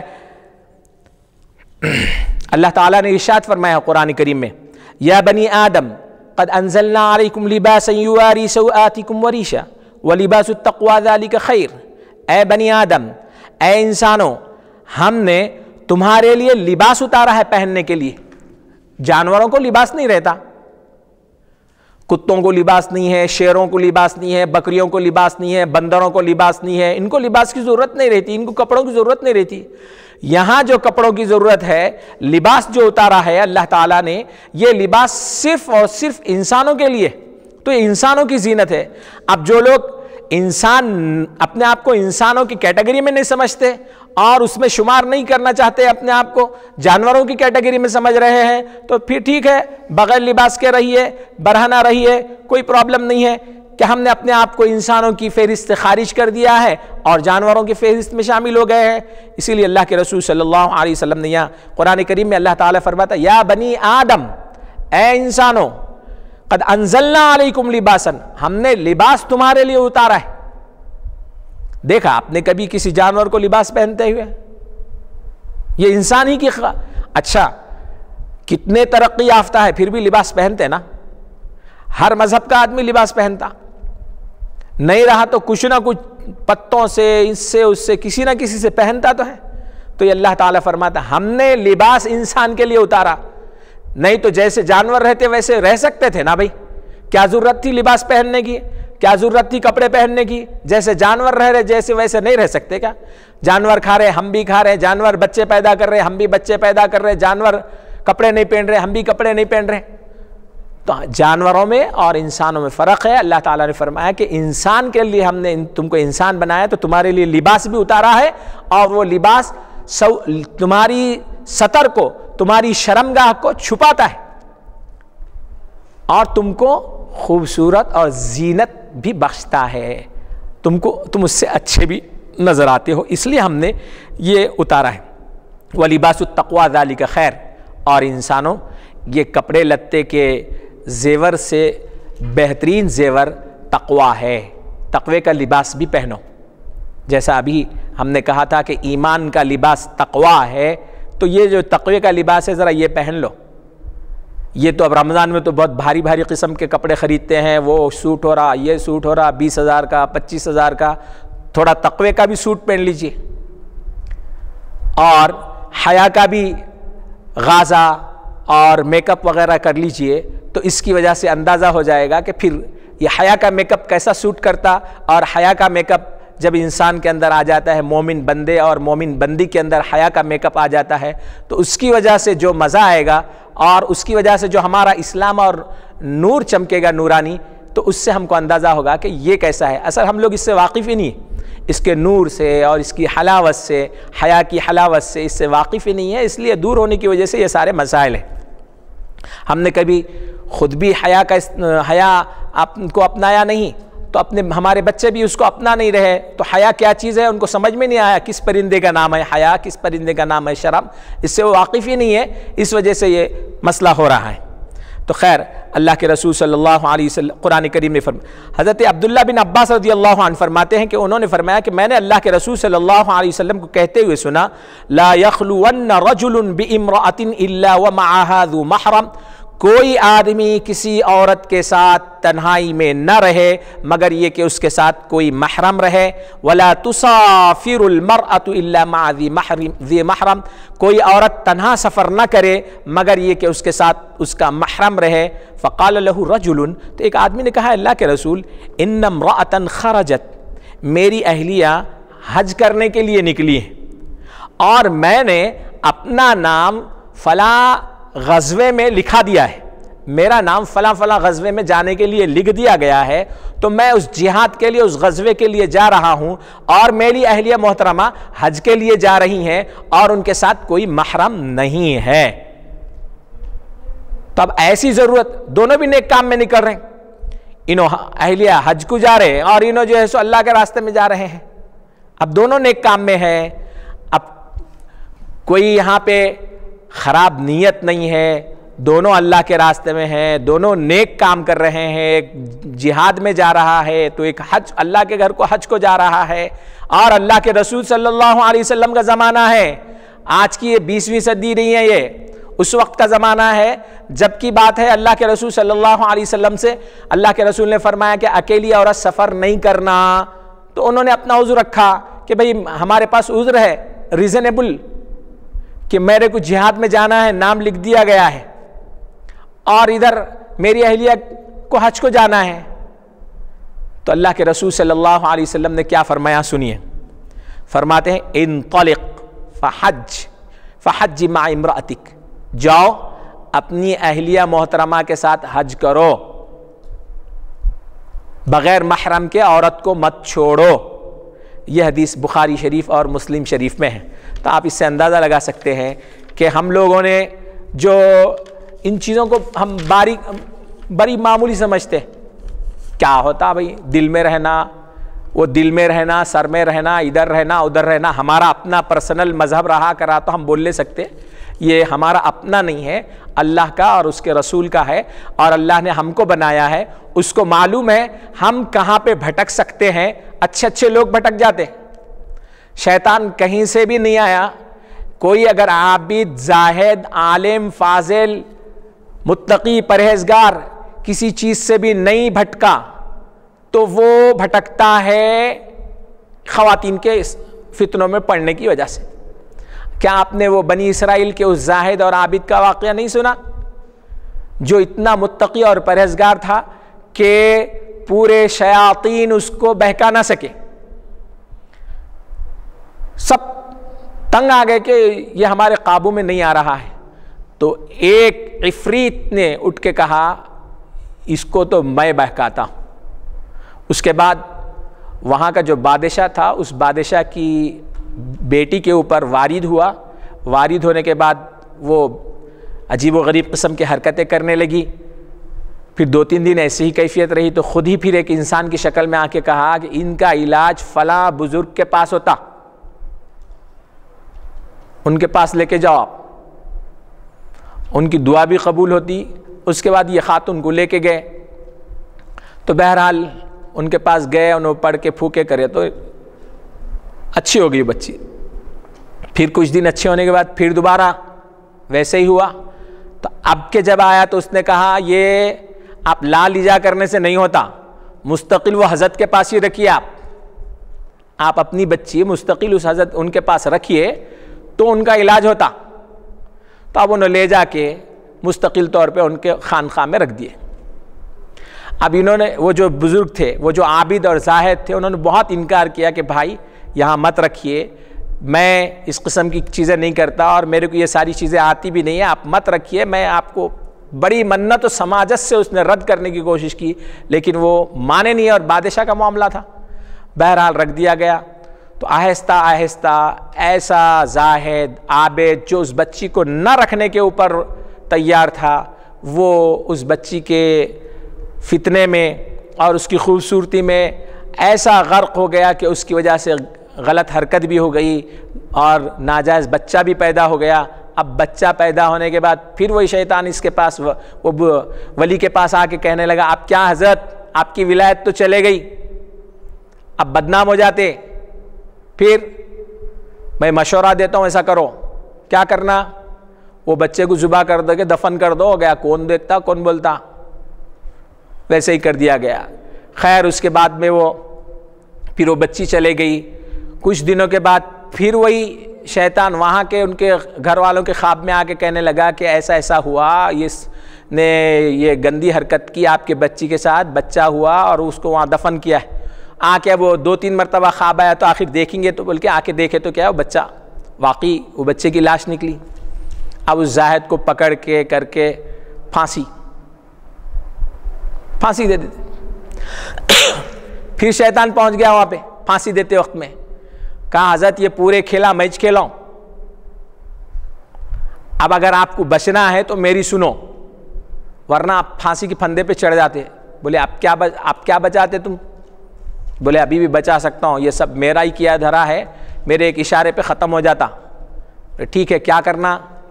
بولے جب پھندا گلے میں پڑ جاتا تو اس وقت آپ میرے کو جھک کے سجدہ کرو, سجدے کی نیت سے منڈی جھکا دو, میں تمہارے کو بچا لیتا ہوں.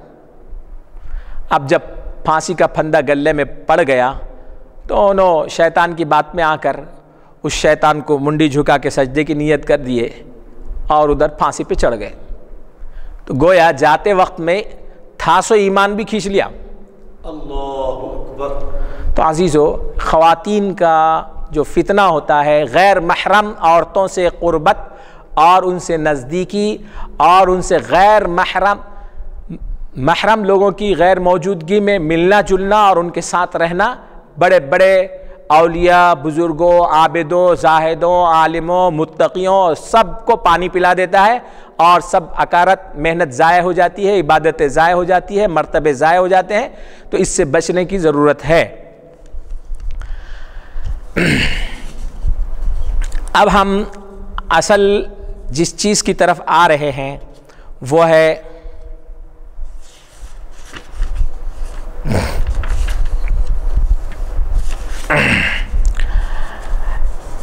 انسان جو شادی کرتا ہے. اللہ تعالیٰ نے قرآن کریم میں ارشاد فرمایا ہے حرمت علیکم امہاتکم وبناتکم واخواتکم وعماتکم وخالاتکم وبنات الاخ وبنات الاخت وامہاتکم اللاتی ارضعنکم واخواتکم من الرضاعہ. اللہ تعالیٰ نے قرآن کریم میں ارشاد فرمایا کہ آدمی کسی بھی عورت سے جو اس کو پسند ہو اس سے شادی کر سکتا ہے، عورت بھی کسی بھی آدمی سے جو اس کو پسند ہے اس سے شادی کر سکتی ہے، کچھ شرائط کے ساتھ۔ تو ان شرائط میں سے کچھ رشتوں کے بھی شرائط ہیں کہ ان رشتوں کو چھوڑ کر آپ باقی تمام رشتوں کے خواتین سے شادی کر سکتے ہیں۔ تو جن سے شادی نہیں کی جا سکتی ہے اور جو محرم ہیں ان کی یہاں فہرست بتائی جا رہی ہے کہ اللہ تعالیٰ نے حرمت کا جو حکم عطا کیا ہے یہ 3 وجہ سے۔ ایک نسبی حرمت ہے، یعنی اس خاتون یا مرد سے قریبی رشتہ ہونے کی وجہ سے اس سے ہم نکاح نہیں کر سکتے، تو اس کو نسبی حرمت کہتے ہیں۔ دوسری حرمت ہے رضاعت کی وجہ سے، یعنی اپنی ماں کے علاوہ کسی اور خاتون کا بچپن میں دودھ پیتی عمر میں دودھ پینے کی وجہ سے وہ جو رضاعی ماں بن جاتی ہے تو اس کی وجہ سے بھی کچھ رشتے حرام ہو جاتے ہیں جن سے ہم شادی نہیں کر سکتے۔ اور تیسرا سبب ہے مصاہرت، یعنی سسرالی رشتے۔ شادی ہونے کے بعد جو رشتہ پیدا ہوتا ہے سسرالی رشتہ، اس کی وجہ سے بھی کچھ خواتین سے ہمیشہ کے لیے شادی کرنا حرام ہو جاتا ہے، جن کی فہرست ہم ابھی سنیں گے۔ ابھی جو آیت شریفہ میں نے آپ کے سامنے تلاوت کی ہے، اللہ تعالیٰ اس میں ارشاد فرماتا ہے حرمت علیکم امہاتکم، تمہارے اوپر شادی کرنا حرام ہے اپنی ماؤں سے۔ کوئی بھی آدمی اپنی ماں سے اسلام میں شادی نہیں کر سکتا۔ وبناتکم، اور دوسرے اپنی بیٹیوں سے بھی شادی نہیں کر سکتا۔ تیسرے واخواتکم، اور اپنی بہنوں سے بھی شادی نہیں کر سکتا۔ وعماتکم، اور اپنی پھوپھیوں سے بھی شادی نہیں کر سکتا۔ وخالاتکم، اور اپنی خالاؤں سے بھی شادی نہیں کر سکتا۔ وبنات الاخ، بہن بھائی کی بیٹیوں سے بھی شادی نہیں ہو سکتی، بھتیجیوں سے بھی۔ وبنات الاخت، بہن کی بیٹیوں سے بھی شادی نہیں ہو سکتی۔ تو یہ 7 رشتے ہیں جو نسب کی وجہ سے ہم ان سے شادی نہیں کر سکتے۔ اب دوسرا، رضاعت کی وجہ سے کسی ماں کے علاوہ کسی اور عورت کا بچپن میں دودھ پینے کی وجہ سے جو رشتے حرام ہوتے ہیں وہ وہی رشتے ہیں جو نسب کی وجہ سے ہوتے ہیں۔ حدیث میں ہے جو رشتے نسب کی وجہ سے حرام ہوتے ہیں وہی رشتے رضاعت کی وجہ سے بھی حرام ہوتے ہیں، یعنی وہ جو 7 رشتے اوپر کے قرآن میں اس کی طرف اشارہ بھی ہے وَأُمَّهَاتُكُمُ اللَّاتِي أَرْضَعْنَكُمْ وَأَخَوَاتُكُمْ مِنَ الرَّضَاعَةِ، کہ تمہاری وہ مائیں جنہوں نے تم کو دودھ پلایا ہے اور تمہاری وہ بہنیں جن کی ماؤں سے تم نے دودھ پیا ہے وہ بھی تمہارے اوپر حرام ہیں۔ یہ تو 2 رشتے ہو گئے، 2 سبب ہو گئے رشتوں کے۔ اب تیسرا جو سبب ہے جس کی وجہ سے حرمت قائم ہوتی ہے وہ مصاہرت کا ہے، سسرالی رشتہ، یعنی شادی ہونے کی وجہ سے، میاں بیوی کی شادی ہونے کی وجہ سے کچھ رشتے ہمیشہ کے لیے حرام ہو جاتے ہیں۔ تو اس میں اللہ تعالیٰ ارشاد فرماتا ہے قرآن میں وَأُمَّهَاتُ نِسَائِكُمْ، تمہارے بیویوں کی جو مائیں ہیں ان سے شادی کرنا ہمیشہ کے لیے حرام ہے، یعنی ساس سے کبھی بھی شادی نہیں کی جا سکتی۔ جیسے ہی کسی خاتون سے شادی ہو گئی، نکاح ایجاب و قبول ہو گیا، اس کے بعد میں کسی وجہ سے طلاق ہو گئی یا کسی وجہ سے دونوں کا ابھی وداعی ہونے سے پہلے یہ انتقال ہو گیا یا کچھ جدائی ہو گئی، کچھ بھی ہو گیا، تو تب بھی ساس سے شادی نہیں ہو سکتی، ہمیشہ کے لیے ساس حرام ہو جاتی ہے۔ وَرَبَائِبُكُمُ اللَّاتِي فِي حُجُورِكُم مِّن نِّسَائِكُمُ اللَّاتِي دَخَلْتُم بِهِنَّ، اور دوسری وہ تمہارے بیوی کی بیٹیاں جو دوسرے شوہروں سے ہیں، تو ان اور تمہارے ان بیویوں کی بیٹیاں جو دوسرے شوہر سے ہیں اور ان بیویوں سے تم نے دخول کیا ہے، قریبی تعلق قائم کر لیا ہے، تو ان کے بیٹیوں سے بھی نکاح نہیں ہو سکتا۔ یعنی کوئی خاتون کی طلاق ہو گئی، اس کو پہلے شوہر سے ایک لڑکی تھی، وہ لڑکی بھی 21 سال کی لڑکی ہے، اور یہ والدہ بھی 40-45 کی ہے، تو والدہ سے نکاح ہوا، ساتھ میں وہ لڑکی بھی ہے۔ اب نکاح ہونے کے بعد اگر پھر والدہ میں طلاق ہو گئی تو کیا اس کے بیٹی سے نکاح کر سکتے ہیں؟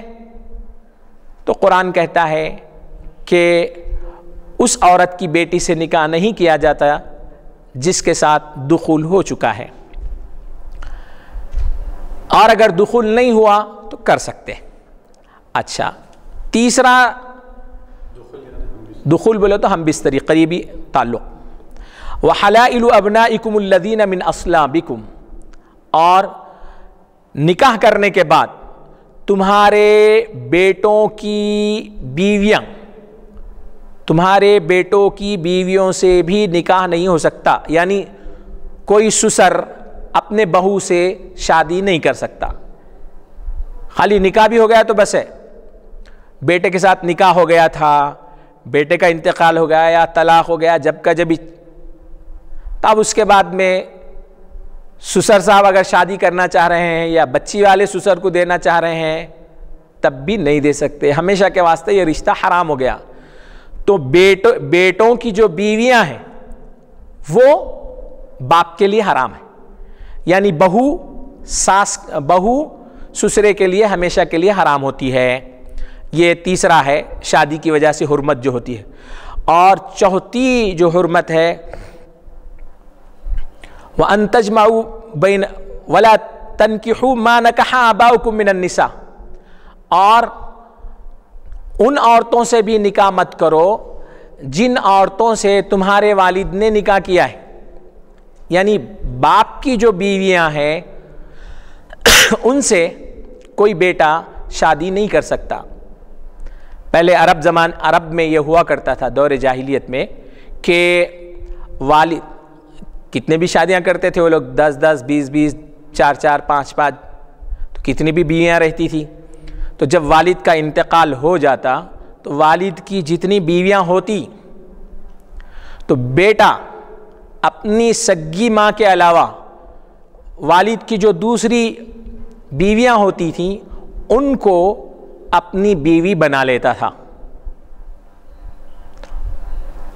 چاہے راضی ہو یا نہ ہو، زبردستی طور پر اپنی بیوی بنایا کرتا تھا۔ تو اللہ قرآن کریم نے اس جاہلی رسم و رواج کو ختم کیا اور فرما دیا کہ وَلَا تَنْكِحُوا مَا نَكَحَ آبَاؤُكُم مِّنَ النِّسَاءِ، تمہارے والد نے جن عورتوں سے شادی کی ہے تم ان سے شادی نہیں کرنا، چاہے والد کا انتقال ہو یا والد نے طلاق بھی دی ہو تو ان سے شادی نہیں کرنا۔ الا ما قد سلف، اب جو تمہارا پچھلا جاہلی طریقہ گزر گیا اس کو چھوڑ دو۔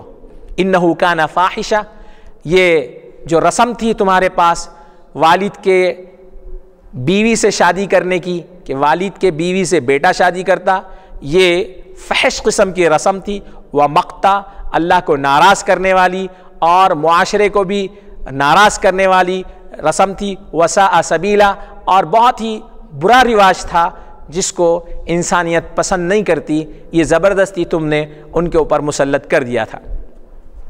تو عزیزو، اب خلاصہ یہ نکلا کہ جن عورتوں سے نکاح نہیں کیا جا سکتا ہے وہ آدمی کی اپنی ماں، آدمی کی اپنی بیٹی۔ آپ بیٹی کا مطلب کیا ہے؟ بیٹی کے بعد بیٹی کی بیٹی، بیٹی کی بیٹی، نیچے تک جتنی بھی جائیں گی وہ سب بیٹی چھوتی، یعنی بیٹی کے آپ نواسی بولو، نواسا بولو، جو بھی رہتا وہ نیچے تک بیٹی بولتے ہیں، اس کو بیٹی رہتی ہے وہ، تو وہ سب کے سب کسی سے بھی شادی نہیں کر سکتے۔ بیٹی اور بیٹی کے بعد جتنی بھی اس سے رہتی ہے نسل، اس سے شادی نہیں کر سکتے۔ وَأُخْتُهُ، اور بہن سے بھی شادی نہیں کر سکتے۔ وَبِنْتُهَا، اور بہن کی بیٹی سے بھی نہیں کر سکتے، نیچے کہیں تک بھی وہ جانے دو۔ ایسے ہی بھائی کی بیٹی سے بھی سگا بھائی نہیں کر سکتا، اور پھپھو سے بھی نہیں کر سکتے، خالہ سے بھی نہیں کر سکتے۔ اب یہ جو جتنی بھی باتیں ہیں یہ سب سگے رشتوں کی باتیں ہیں۔ یہاں ہمارے پاس کیا ہے، وہ کزن بول کے چلا لیتے یا انکل بول کے بولتے ہر ایک کو، تو ایسا نہیں ہے، یہ صرف سگی بیٹی ہے تو اسی کی بات ہے۔ یہ یا تو باپ سے رہنا یا ماں سے رہنا، باپ یا ماں دونوں میں سے کسی ایک کی رشتہ دار رہنا قریبی، انہی کی بات ہے۔ اب دیکھیے بہن سے شادی نہیں کر سکتے، بولے تو صرف سگی بہن سے نہیں کر سکتے، چچیری بہن سے کر سکتے، تائری بہن سے کر سکتے، پھپھیری بہن سے کر سکتے، تو یہ جتنی بہنیں ہیں دوسری سب سے کر سکتے ہیں، صرف سگی بہن سے نہیں کر سکتے۔ سگی بہن کا کیا مطلب ہے، 3 طرح کی بہنیں رہتی، ایک تو وہ بہن جس کے ماں اور باپ ایک ہی ہیں، ہمارے بھی ماں باپ ایک ہیں، وہ بھی ہماری سگی بہن ہے۔ دوسری اس بہن سے بھی ہم شادی نہیں کر سکتے جس کی ماں ایک ہے، ہماری بھی ماں وہی ہے، اس کی ماں وہ ہے، دونوں کی ماں ایک ہے، اس بہن سے بھی شادی نہیں کر سکتے۔ یا دونوں کے باپ ایک ہیں، اس بہن سے بھی نہیں شادی کر سکتے، یعنی ایک باپ ایک ہے، 4 بیویاں ہیں، تو بچہ ایک بڑی بیوی کا ہے اور بچی چھوٹی بیوی کی ہے ایک دوسرے، تو دونوں آپس میں بہنیں ہیں، بہن بھائی ہیں، وہ شادی نہیں کر سکتے آپس میں۔ تو والد یا والدہ کا جس لڑکی سے بھی قریبی رشتہ بنتا ہے ویسی بہنوں سے، ویسے بھائیوں سے شادی نہیں ہوتی۔ اچھا، وَبِنْتُهَا، اور بہن کی بیٹی سے، یعنی وہی سگی بہن جو 3 طریقے سے آ رہی نا، ماں کی طرف سے جو بہن بن رہی، یا باپ کی طرف سے بہن بن رہی، یا ماں باپ دونوں کی طرف سے جو بہن بن رہی ہے، اس کی بیٹی سے ہم نکاح نہیں کر سکتے، ورنہ وہ چاچا کی طرف سے جو چچیری بہن کی بچی ہے اس سے کر سکتے، چچیری بہن سے کر سکتے، چچیری بہن کی بچی سے کر سکتے، ادھر کے اس سے سب سے کر سکتے، پھپھیری بہن کی بچی سے ایسا۔ وَبِنْتُ أَخِيهِ، اور اپنے بھائی کی بیٹی سے بھی شادی نہیں کر سکتے۔ اب بھائی میں وہ 3 ٹائپ کے بھائی، کہ وہ بھائی جو ہماری ماں کی طرف سے بھائی ہوتا ہے صرف، یا وہ بھائی جو صرف باپ کی طرف سے ہوتا ہے، یا وہ بھائی جس کی ماں اور باپ دونوں ہمارے بھی ماں باپ ہیں، تو یہ تینوں طرح کے جو بھائی ہیں ان کی بیٹی سے بھی ہم شادی نہیں کر سکتے۔ اسی طرح سے خالہ سے بھی شادی نہیں کر سکتے، پھپھو سے بھی شادی نہیں کر سکتے، اور وہ خالہ اور پھپھو میں بھی وہی بات ہے کہ ان کا سگی خالہ رہنا اور سگی پھپھو رہنا، وہ 3 رشتوں سے۔ اب اصل جو بات چل رہی ہے آج، اور ایسے ہی رشتے رضاعی رشتوں کا حال بھی وہی ہے جو نسبی رشتوں کا حال ہے۔ اب جو بات اصل گفتگو کی ہے وہ ہے سحری رشتہ، یعنی سسرالی رشتہ جو قائم ہوتا ہے، بیوی کی والدہ سے شادی نہیں کی جا سکتی، اور اسی طرح سے بیوی کی جو بیٹی ہے اس سے بھی شادی نہیں کر سکتا آدمی۔ تو اب بیوی کی بیٹی کی 2-3 شکلیں ہو سکتی ہے، خود اس کی بھی بیٹی ہو سکتی ہے وہ، یا دوسرے شوہر سے جو بیٹی تھی وہ بھی ہو سکتی ہے۔ وَإِمْرَأَةُ أَبِيهِ، اور اسی طرح سے اپنے والد کے بیوی سے بھی شادی نہیں کر سکتے، اور اسی طرح سے اپنے بیٹے کی بیویوں سے بھی شادی نہیں کر سکتے، اپنے بیٹے کی، اپنے پوتے کی، اپنے نواسے کی، ان کی بھی شادی، ان کی عورتوں سے بھی شادی نہیں کر سکتے۔ یہ ساری باتیں ہو گئی ہیں۔ اب ایک اہم مسئلہ ہے، اہم ٹاپک کی طرف ہم آ رہے ہیں، وہ یہ ہے کہ لوگوں کو اکثر معلوم نہ ہونے کی وجہ سے یہ بہت گمبھیر قسم کا رخ اختیار کرتا ہے۔ وہ یہ ہے کہ نکاح، سسرالی جو رشتہ بنتا ہے، سسرالی رشتہ شادی کی وجہ سے بھی بنتا ہے، نکاح کی وجہ سے 4 رشتے حرام ہوتے ہیں۔ نکاح کرنے کی وجہ سے بیوی کے طرف کے 4 رشتے حرام ہوتے ہیں۔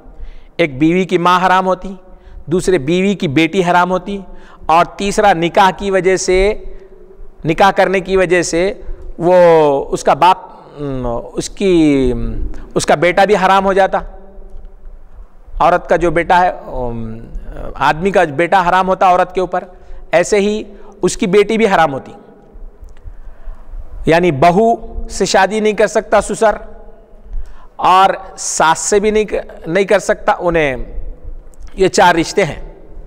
تو وہی فرما رہے ہیں کہ نکاح کی وجہ سے حرمت ہوتی ہے، ایسے ہی زنا کی وجہ سے بھی سسرالی رشتے جو حرمت کے رشتے ثابت ہو جاتے، زنا سے بھی. جیسا نکاح کرنے کی وجہ سے یہ رشتوں کی حرمت ہوتی ہے، ایسے ہی زنا کی وجہ سے بھی وہ رشتے حرام ہو جاتے. اور یہاں تک کہ لمس شہوت سے چھونے کی وجہ سے بھی، گندی نیت سے چھونے کی وجہ سے بھی وہ رشتے حرام ہو جاتے. جو رشتے شادی کرنے سے حرام ہوتے وہی رشتے گندی نیت سے چھونے کی وجہ سے بھی حرام ہو جاتے. بلکہ وَالنَّظْرُ بِشَهْوَةٍ، بلکہ شرمگاہ کو شہوت سے دیکھنے کی وجہ سے بھی رشتے حرام ہو جاتی ہے. یعنی 4 چیزوں کو ایک ہی جگہ، جو رشتے نکاح کی وجہ سے حرام ہوتے ہیں وہی رشتے زنا کی وجہ سے بھی حرام ہوتے، اور وہی رشتے شہوت سے گندی نیت سے چھونے کی وجہ سے بھی حرام ہوتے، اور وہی رشتے گندی نظر سے شرمگاہ کو دیکھنے کی وجہ سے بھی حرام ہو جاتے ہیں. اس کی وجہ سے حرمت مسارحت ثابت ہو جاتی. سسرالی حرمت جو ثابت ہوتی یہ 4 چیزوں سے ثابت ہوتی. تو ہم لوگوں کو غلط فہمی کیا ہے، خالی نکاح کر لیے تو سسرالی رشتے ثابت ہو جاتی. جیسا ابھی ساس ہو گئے، اب ساس سے تو شادی نہیں کر سکتے نا، لیکن اب کسی لڑکی سے زنا ہو گیا تو وہ لڑکی کی ماں کا حکم بھی ساس کی جیسی ہے. عزت نہیں دے رہے، یہ عزت دینے کے واسطے نہیں ہے، یہ نسل کی انسانیت کے نسل کی حفاظت کے واسطے، اور وہ حرام کاریاں نہیں ہونا وہ رشتوں کی حرمت کو باقی رکھنے کے لیے ہے. آج اس کی اجازت دیے کل اس کی اجازت مانگتا انہیں. اب کیا بھئی یہاں جس عورت کے ساتھ منہ کالا کرے اس کی ماں کے ساتھ بھی منہ کالا کرتے ہیں. تو یہ بےہودگی کی اور بے شرمی کی انتہا ہے. حرمت میں بھی حرمت ہے. اور جیسا چوری کرنا تو گناہ ہے، حرامی ہے، رمضان میں چوری کر رہا تھا اور حرام میں حرام. زنا کرنا تو زنا کرنا ہے، کوئی آدمی اپنی بہن کے ساتھ ناجائز تعلقات قائم کر رہا تھا، یہ اکبر الکبائر اور بڑا گناہ ہو گیا. عام کسی سے بھی زنا کرنا غلط ہے، اب محرم کے ساتھ ہی کر رہا تو یہ اور زیادہ گناہ ہے. تو محرم کے ساتھ یہ ساری چیزیں نہیں ہونا، وہ محرم کے جو رشتے ہیں ان رشتوں کا تقدس پامال نہیں ہونا، بلکہ شریعت نے یہ چیزیں رکھی ہیں. البتہ اس میں فقہا کا اختلاف ہے، وہ اختلاف بھی ہم انشاءاللہ ذکر کریں گے. بہرحال کہنے کا مقصد یہ ہے کہ سسرالی رشتوں سے، جائز شادی کی وجہ سے جو سسرالی رشتے حرام ہوتے ہیں وہی رشتے ناجائز تعلقات کی وجہ سے بھی حرام ہو جاتے، اور وہی رشتے گندی نیت سے کسی عورت یا مرد کو چھونے کی وجہ سے حرام ہو جاتے، جیسے نکاح سے ہو گئے تھے ویسے ہی. اور وہی رشتے شرمگاہ کو گندی نیت سے دیکھنے کی وجہ، شہوت سے دیکھنے کی وجہ سے بھی حرام ہو جاتے. یہ 4 چیزیں یوجب حرمت المصاہرہ. ایک قاعدہ ہے کہ نکاح، زنا اور شہوت سے چھونا اور شرمگاہ کو شہوت سے دیکھنا، یہ حرمت مصاہرت، سسرالی رشتوں کی حرمت کو قائم کر دیتے. اب اس کی تفصیل، اس کے کیا دلائل ہیں، آپ کہاں سے بول رہے ہیں یہ؟ تو اصل تو دلیل وہی ہے کہ بھئی قرآن میں ہے کہ جس عورت سے شادی کرے اس کی ماں سے شادی نہیں کر سکتے ہمیشہ کے لیے. ایسے ہی جس بچی سے شادی ہوئی ہے تو وہ بچی اپنے سسر سے شادی نہیں کر سکتی، اور اپنے شوہر کے بیٹے سے شادی نہیں کر سکتی. ہاں سگا ہو، شوہر کا بیٹا کون سے بیوی سے رہنے دو یا اس سے رہنے دو، دوسری بیویوں کا رہنے دو، اس کا رہنے دو، بہرحال تو اب شوہر کا جو بیٹا ہے اس سے انہیں شادی نہیں کر سکتی. ایسے ہی شوہر بھی اس عورت کی بچیوں سے شادی نہیں کر سکتا. ہاں تو وہ چیز تفصیل سے آ رہی ہیں. اب احناف نے ایک ممست امرأۃ بشہوۃ حرمت علیہ امہا و بنتہا، جو آدمی کسی عورت کو، کوئی عورت اگر کسی آدمی کو شہوت سے چھو لے تو اس آدمی کے اوپر اس کی ماں اور اس عورت کی بچی حرام ہو جاتی. وہ عورت کی ماں بھی حرام ہو گئی, وہ عورت کی بچی بھی حرام ہو گئی. یعنی بیوی سے شادی کر لیے یا کسی عورت شادی کر کے تعلقات قائم کرو یا بغیر شادی کے تعلقات قائم کرو یا قریبی تعلقات قائم نہیں کر کے خالی فحش حرکت کرتے ہوئے چھو لیے گندی نیت سے, یا گندی مقام کو ستر عورت کو دیکھ لیے, ستر فاحشہ کو گندی نگاہ سے, تو یہ چاروں چیزیں حرمت کو ثابت کر دیتی. گندی نگاہ کا مطلب یہ ہے کہ مفتی صاحب شہوت کی نیت سے, جی اگر غلطی سے نگاہ پڑ جائے تو وہ ایک الگ صورت ہے. غلطی سے پڑھ کے بھی اگر شہوت آ گئی اس کو دیکھنے کی وجہ سے تو وہی چھوتا کو. اچھا, تو اس میں احتیاط کرنا ہے وہ. تو خیر, البتہ تو یہ احناف کا مسئلہ ہے. امام شافعی رحمۃ اللہ علیہ فرماتے ہیں کہ ان المس والنظر لیس من معنی الدخول. وہ کہتے ہیں کہ چھونا اور دیکھنا یہ اس کو آپ بالکل جماع کے اوپر محمول نہیں کر سکتے, اس کے معنی میں نہیں لے سکتے, اس لیے یہ جو ہے سو حرمت قائم نہیں ہوتی. اگرچہ کہ وہ کام برا ہے لیکن حرمت قائم نہیں ہوتی. یہ ان کا امام شافعی رحمۃ اللہ علیہ کا استدلال ہے. اب احناف نے یہ مسئلہ کہاں سے نکالا ہے, اس کے لیے کیا چیزوں کا استدلال کیا ہے, ان کی کچھ دلیلیں ہیں. احناف کہتے ہیں ان کے پاس ان المس والنظر سبب داع الی الوطی, کہ شہوت سے چھونا اور شہوت سے دیکھنا یہ وطی کی طرف دعوت دیتا ہے, جماع کی طرف دعوت دیتا ہے, تو یہ اسی کے قائم مقام ہے. تو لہٰذا احتیاطی طور پر یہاں پر بھی وہی حرمت کا حکم لگا دیا گیا, اور اس کے لیے کچھ احادیث بھی اس کی تائید کرتی ہیں. جیسے کہ اللہ کے رسول صلی اللہ علیہ وسلم کے پاس ایک آدمی آیا اور اس نے کہا انی زنیت بامرأۃ فی الجاہلیہ, میں نے جاہلیت میں ایک عورت سے ناجائز تعلقات قائم کر لیے تھے. افانکح ابنتہا, کیا میں اس کی بیٹی کو شادی میں لے سکتا ہوں, کیا میں اس کی بیٹی سے شادی کر سکتا ہوں؟ تو اللہ کے رسول صلی اللہ علیہ وسلم نے فرمایا لا ارا ذلک, میں اس کی رائے نہیں دیتا, اور یہ ولا یصلح ان تنکح امرأۃ, اور یہ بات اچھی نہیں ہے کہ اس عورت سے نکاح کیا جائے جس کی راز کی اور شرمگاہ کی چیزوں پہ تم مطلع ہو گئے ہو, اور پھر اسی کے ساتھ ساتھ اس کی بیٹی کی بھی راز کی اور ستر کی اور شرمگاہ کی چیزوں پہ تم مطلع ہو جائے, تو یہ بہتر نہیں ہے, اس کی اجازت نہیں ہے. مطلع کا مطلب مفتی صاحب مطلع ہونا تو دیکھنا. اور کچھ احادیث ہیں جس کو ابن ابی شیبہ نے اپنے مصنف میں بڑی تفصیل سے ذکر کیا ہے احناف کے ان دلائل کو. وہ فرماتے ہیں کہ ام ہانی کی ایک حدیث ہے, اللہ کے رسول صلی اللہ علیہ وسلم سے روایت کرتی ہیں من نظر الی فرج امرأۃ حرمت علیہ امہا و ابنتہا, جو آدمی کسی عورت کی شرمگاہ کو دیکھتا ہے تو اس کے اوپر اس عورت کی ماں اور اس عورت کی بیٹی حرام ہو جاتی ہے. اور ایک حدیث میں اللہ کے رسول صلی اللہ علیہ وسلم نے فرمایا ملعون من نظر الی فرج امرأۃ و ابنتہا, وہ آدمی ملعون ہے, اس کے اوپر لعنت ہے جو کسی عورت کی شرمگاہ کو دیکھتا ہے پھر اس کے بیٹی کی بھی شرمگاہ کو دیکھتا ہے.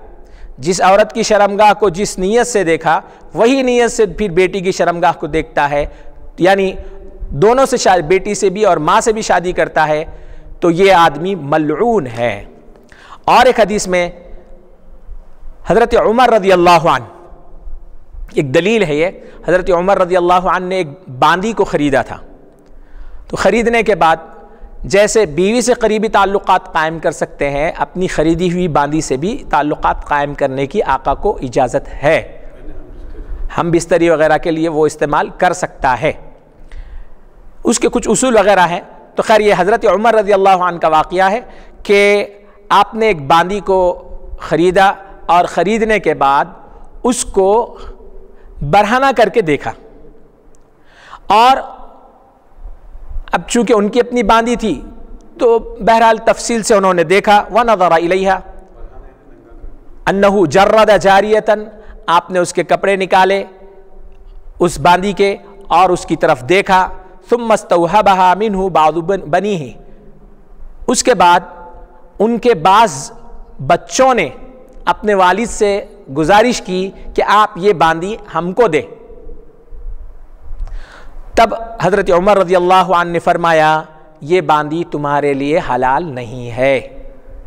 تو اس سے یہ بات معلوم ہوتی ہے کہ باپ نے جس خاتون کو ایک خاص نگاہ سے، بیوی کے دیکھنے کی نگاہ سے، اس انداز سے جب دیکھا ہے، اگرچہ کہ وہ ان کی باندھی تھی، ان کے لیے دیکھنا جائز تھا، ویسا دیکھنے کے باوجود پھر اب ان کا بیٹا اس خاتون کو ویسے نگاہ سے اور اس انداز سے دیکھ نہیں سکتا، استعمال نہیں کر سکتا، اس لیے حضرت عمر رضی اللہ عنہ نے فرمایا یہ تمہارے لیے حلال نہیں ہے، کیونکہ میں نے اس کو اندر سے دیکھا ہے۔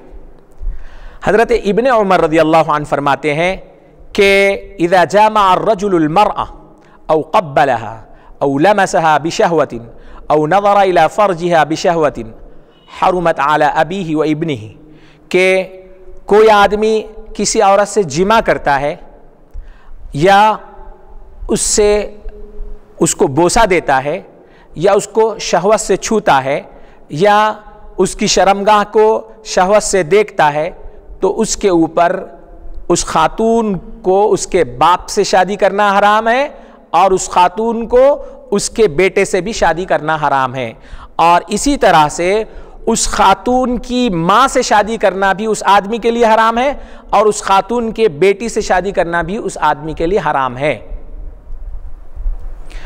اور اسی طرح سے حضرت ابراہیم نخعی رحمۃ اللہ علیہ فرماتے ہیں کہ کانو یقولون ای اصحاب ابن مسعود، یعنی حضرت عبداللہ بن مسعود رضی اللہ عنہ اور ان کے جو شاگرد تھے وہ لوگ یہ فتویٰ دیا کرتے تھے، وہ لوگ یہ کہا کرتے تھے، ان کا یہ قول مشہور تھا کہ کوئی آدمی کسی عورت کے اس حصے پر مطلع ہو گیا جن کا دیکھنا حلال نہیں ہے دوسروں کے لیے اور جن کا چھونا شہوت سے حلال نہیں ہے، تو اس کے اوپر یہ سارے رشتے جو مصاہرت کے ہیں، شادی کرنے کی وجہ سے جو سسرالی رشتے حرام ہوتے ہیں، وہ سب کے سب رشتے حرام ہو جاتے ہیں۔ اور یہی مسلک بڑے بڑے تابعین کرام کا ہے، جن میں حضرت عطا ہیں، ابراہیم نخعی ہے، حکم ہے، حماد ہے، ابن ابی سلیمان ہے، مجاہد ہے، جابر بن یزید ہے، ابن المسیب وغیرہ، ایسے مشہور تابعین وغیرہ کا قول بھی یہی ہے۔ اور حضرت وہب فرماتے ہیں، یہ تورات کے بھی عالم تھے، وہ کہتے ہیں کہ اس تورات میں جو حضرت موسیٰ علیہ السلام پہ نازل ہوئی تھی، اس کے اندر یہ لکھا ہوا تھا کہ کوئی آدمی کسی عورت کو برہنہ کر کے دیکھ لے اور اس کے بعد اس کی بیٹی کو بھی ویسے ہی برہنہ کر کے دیکھ لے تو وہ ملعون ہے۔ یعنی اوپر جو حدیث گزری تھی اللہ کے رسول صلی اللہ علیہ وسلم کی، فی نفسہی، ایسے ہی مفہوم میں یہ بات بھی تورات میں ذکر کی گئی تھی۔ تو یہ جو ساری احادیث آئی ہیں، اس میں سے تقریباً حدیثیں حضرت ابن ابی شیبہ رحمۃ اللہ علیہ نے اپنے مصنف میں ذکر کی ہے۔ تو عزیزو، یہ ایک بہت بڑا مسئلہ ہے کہ ہم لوگ نادانی سے اور جوانی کے نشے میں یا شیطان کے بہکاوے میں آ کر کسی بھی خاتون کو گندی نیت سے چھو لیتے ہیں، یا کوئی خاتون گندی نیت سے کسی مرد کو چھو لیتی ہے، تو یہ بہت بڑا مسئلہ ہے۔ ہم اس کو معمولی سمجھ رہے ہیں، لیکن یہ بہت بڑا مسئلہ ہے۔ یہ وقتی طور پہ تو ہمارے چھوٹی موٹی جذبات کو تسکین کر سکتا ہے، اور لیکن اس کی وجہ سے جو رشتوں کی حرمت قائم ہو جاتی ہے، جب ایسی غلطی ہو گئی ہے تو پھر اس کے بعد اس بات کا خیال کرنے کی ضرورت ہے کہ جس خاتون نے کسی مرد کو گندی نیت سے چھو لیا تو اس کے بعد اس خاتون کے اوپر یہ ذمہ داری بنتی ہے کہ وہ اس قسم کی حرکت سے توبہ کرے، ساتھ ہی ساتھ اب فیوچر میں اس کے اوپر یہ ذمہ داری بنتی ہے کہ جس آدمی کو گندی نیت سے چھوا ہے وہ آدمی کبھی بھی ہمارے ماں سے شادی نہ کر سکے یا کبھی بھی اس کی بیٹی سے شادی نہ کر سکے. اس کی ذمہ داری اس کے اوپر آتی ہے کہ یہ دو رشتے نہیں ہونے دینا. اگر یہ رشتے ہو جائیں گے تو پھر یہ غلط رشتے، ایسی ہی بات ہے جیسے شادی کے بعد میں ساس سے رشتہ ہو گیا. تو اس سے ہم کو بہت پرہیز کرنے کی ضرورت ہے. اور ایسے ہی کوئی آدمی کسی عورت کو گندی حرکت سے، گندی نیت سے ہاتھ لگاتا ہے شہوت کے ساتھ وغیرہ، تو اس کے اوپر بھی ذمہ داری ہے کہ وہ تو پہلے اس قسم کی چیزوں سے توبہ کر لے اور اس کا علاج کر لے. دوسرا وہ اس بات کی کوشش کرے کہ اب وہ خاتون اس کے بیٹے سے یا اس کے والد سے شادی نہ کر سکے، کیونکہ اگر یہ شادی ہو جائے گی تو یہ محرم رشتوں میں شادی ہوگی اور محرم کی شادی نہیں ہوتی. یعنی یہ مسئلہ مفتی صاحب عورت کے لیے بھی ہے، مرد کے لیے بھی ہے، دونوں کے لیے. یعنی مرد اگر کسی عورت کو گندی نیت سے چھو لے یا ہاتھ لگا لے، یا عورت بالکل اسی طرح گندی نیت سے کسی مرد کو چھو لے یا ہاتھ لگا لے، تو دونوں کے لیے یہ ایک ہی مسئلہ، دونوں کے رشتے ہیں. جیسے عورت اگر کسی سے شادی کر لی تو عورت اپنے سسر کے لیے ہمیشہ کے لیے حرام ہو جاتی، سسر سے زندگی میں کبھی بھی شادی نہیں کر سکتی. اور ایسے ہی اپنے شوہر کے بیٹوں سے بھی شادی نہیں کر سکتی. سیم ایسا ہی ناجائز تعلقات کی وجہ سے بھی، اب اگرچہ کہ وہ وہاں تو ایک نعمتاً وہ ساری چیزیں ہیں، لیکن یہاں جو ہے سو یہ رشتوں کی پامالی نہیں ہونا بلکہ بھی یہ چیزیں، وہی حکم یہاں پر بھی لگایا گیا ہے. اچھا، اور ایک حدیث یہ تو ہو گیا ہے. اب میں آپ کے سامنے ایک فقہی مسئلہ رکھتا ہوں کہ علماء میں کیسے اختلاف ہے اس بارے میں. ایک مسئلہ یہ ہے کہ کوئی آدمی اپنی ساس کے ساتھ ناجائز تعلقات قائم کیا، من زنا بأم زوجته، جو آدمی اپنی زوجہ کی ماں کے ساتھ زنا کیا، کیا اس کے اوپر اس کی بیوی حرام ہوتی یا نہیں ہوتی؟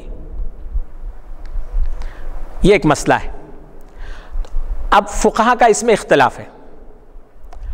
نمبر ایک، احناف اور حنابلہ، حنفی مسلک کے لوگ اور حنبلی مسلک کے لوگ یہ کہتے ہیں کہ اس کے اوپر اس کی بیوی بھی حرام ہو جاتی ہے ہمیشہ کے لیے. ہاں، جس نے اپنی بیوی کے ماں کے ساتھ ناجائز تعلقات قائم کیے، یعنی ساس کے ساتھ جس نے ناجائز تعلقات قائم کیے، تو اس کی وجہ سے اس کی بیوی بھی اس کے اوپر حرام ہو جاتی. اب نہ انہیں ساس سے شادی کر سکتا، نہ بیوی کو اپنے پاس رکھ سکتا ہے، ہمیشہ کے لیے ختم، رشتہ ختم ہو گیا. کیونکہ انہیں ایک معنی میں آپ ماں سے تعلق قائم کرنے کی وجہ سے بیٹی ہو گئی آپ کی، اب ادھر ماں کے آپ شوہر بن گئے تو یہ بیٹی ہو گئی. تو بیٹی سے شادی، بیٹی کو کیسے شادی میں رکھ سکتے؟ تو علماء نے احناف کے پاس اور حنابلہ کے پاس یہ ہے کہ اپنے بیوی کی ماں کے ساتھ زنا کرنے کی وجہ سے خود اس کی بیوی اس کے اوپر حرام ہو جاتی ہے. اور مالکی لوگ، امام مالک رحمۃ اللہ علیہ اور امام شافعی، اور اس مسلک کے ان ائمہ اکرام کے پاس یہ ہے کہ انہ لا تحرم علیہ زوجته بسبب وطئہ لامہا بالزنا، کہ اپنی بیوی کے ماں کے ساتھ زنا کرنے کی وجہ سے اس کی بیوی حرام نہیں ہوتی. یہ شوافے کے پاس اور مالکیہ کے پاس ہے. دراصل مسئلہ کیا ہے؟ آسان مسئلہ ہے، تھوڑا سا ہم اپنے اس میں اگر اس کو سمجھیں گے. دیکھیے، اب ایک اتنے قریبی رشتے سے ناجائز تعلقات ہو گئے، جس آدمی کے اپنے ساس کے ساتھ ناجائز تعلقات ہو گئے، یا جس ساس کے اپنے داماد کے ساتھ ناجائز تعلقات ہو گئے، تو اگر یہ رشتے کو باقی رکھیں گے تو کیا آپ سمجھتے کہ یہ تعلقات آئندہ باقی نہیں رہیں گے؟ یہ رشتہ رہا تو اب یہ تعلقات چلتے رہیں گے ان کے. یہ چھپ کے ملنا، یہ چھپ کے سب چیزیں، یہ گناہ مسلسل گناہ پہ گناہ ہوتے رہے گا. تو اس گناہ کے سدباب کے لیے دوری اختیار کرنا پڑتا. تو وہ اس کی اب کوئی بیٹی پسند کرتی کیا کہ میرا شوہر میری ماں کے ساتھ بھی وہی حرکت کرے جو میرے ساتھ کرے؟ ایسے ہی کوئی آدمی یہ پسند کرتا ہے کہ جو میری بیوی ہے وہ میرے والد کے ساتھ بھی ایسے ہی تعلقات قائم کرے جو میرے ساتھ تعلقات ہیں. تو اس کی وجہ سے انسان میں لڑائی جھگڑا اور کینہ اور یہ آپسی دشمنیاں وغیرہ پیدا ہو جاتی ہیں. تو اس لیے شریعت نے بہرحال اس کو منع کیا ہے. ان کی دلیل احناف کی جو یہ ہے کہ اس کی وجہ سے, اور شوافی کی دلیل وہ کہتے ہیں کہ بھئی وہ دونوں حرام کاریاں کر لیے, شوہر حرام کاری کرا اور ساس حرام کاری کری, وہ دونوں حرام کاریاں کرنے کی وجہ سے ان کا جو حلال کا رشتہ ہے بیوی کا, تو اس کو کوئی کو پریشان کر رہے ہیں حلال کے رشتے کو, تو ان کے حرام کام کی وجہ سے اس کے حلال رشتے پہ کچھ اثر نہیں پڑتا. یہ شوافی کا اور مالکیہ کا استدلال ہے, ان کی دلیل ہے. اور احادیث تو ذکر کی گئی ہیں. اس کے علاوہ احناف یہ کہتے ہیں, عقلی دلیل کی بات چل رہی ہے, احناف یہ کہتے ہیں کہ ٹھیک ہے بات صحیح ہے, لیکن ایک تو وہ احادیث ہیں جس میں ویسے رشتوں سے منع کیا گیا ہے, اور دوسری بات یہ ہے کہ اگر یہ رشتہ باقی رکھا گیا تو انہوں پھر کوئی راستہ نکالتے ملاقات کا, پھر حرام کے اوپر حرام کام, حرام کے اوپر حرام کام ہوتا, یہ بند نہیں ہوتا. کیونکہ ایک بار یہ تعلق قائم ہو جائے, ایک بار یہ حرمت ختم ہو گئی تو پھر وہ آسان اور ہلکی ہو جاتی, دوبارہ حرمت کو توڑنے میں ان کو آسانی کا راستہ پیدا ہو جاتا. اسی طرح ابن قدامہ رحمۃ اللہ علیہ فرماتے ہیں کہ کوئی آدمی اگر اپنے بیوی کی ماں سے وطی کیا یا بیوی کی بیٹی سے وطی کیا تو اس کے اوپر اس کی بیوی حرام ہو جاتی ہے, جیسے کہ امام احمد رضی اللہ عنہ, امام احمد رحمۃ اللہ علیہ نے اس کے اوپر ایک دلیل پیش کی ہے اور ایک جماعت کی پوری روایتیں اس بارے میں ذکر کی ہیں. اور یہی بات بہت سے بڑے بڑے علماء اور تابعین کہتے ہیں, جن میں عمران بن حسین ہیں, اور یہی بات حسن بصری اور عطا اور طاؤس اور مجاہد اور شعبی اور نخعی اور ثوری اور اسحاق اور احناف کا بھی یہی مسلک ہے. ابن قدامہ نے یہ ذکر کیا ہے.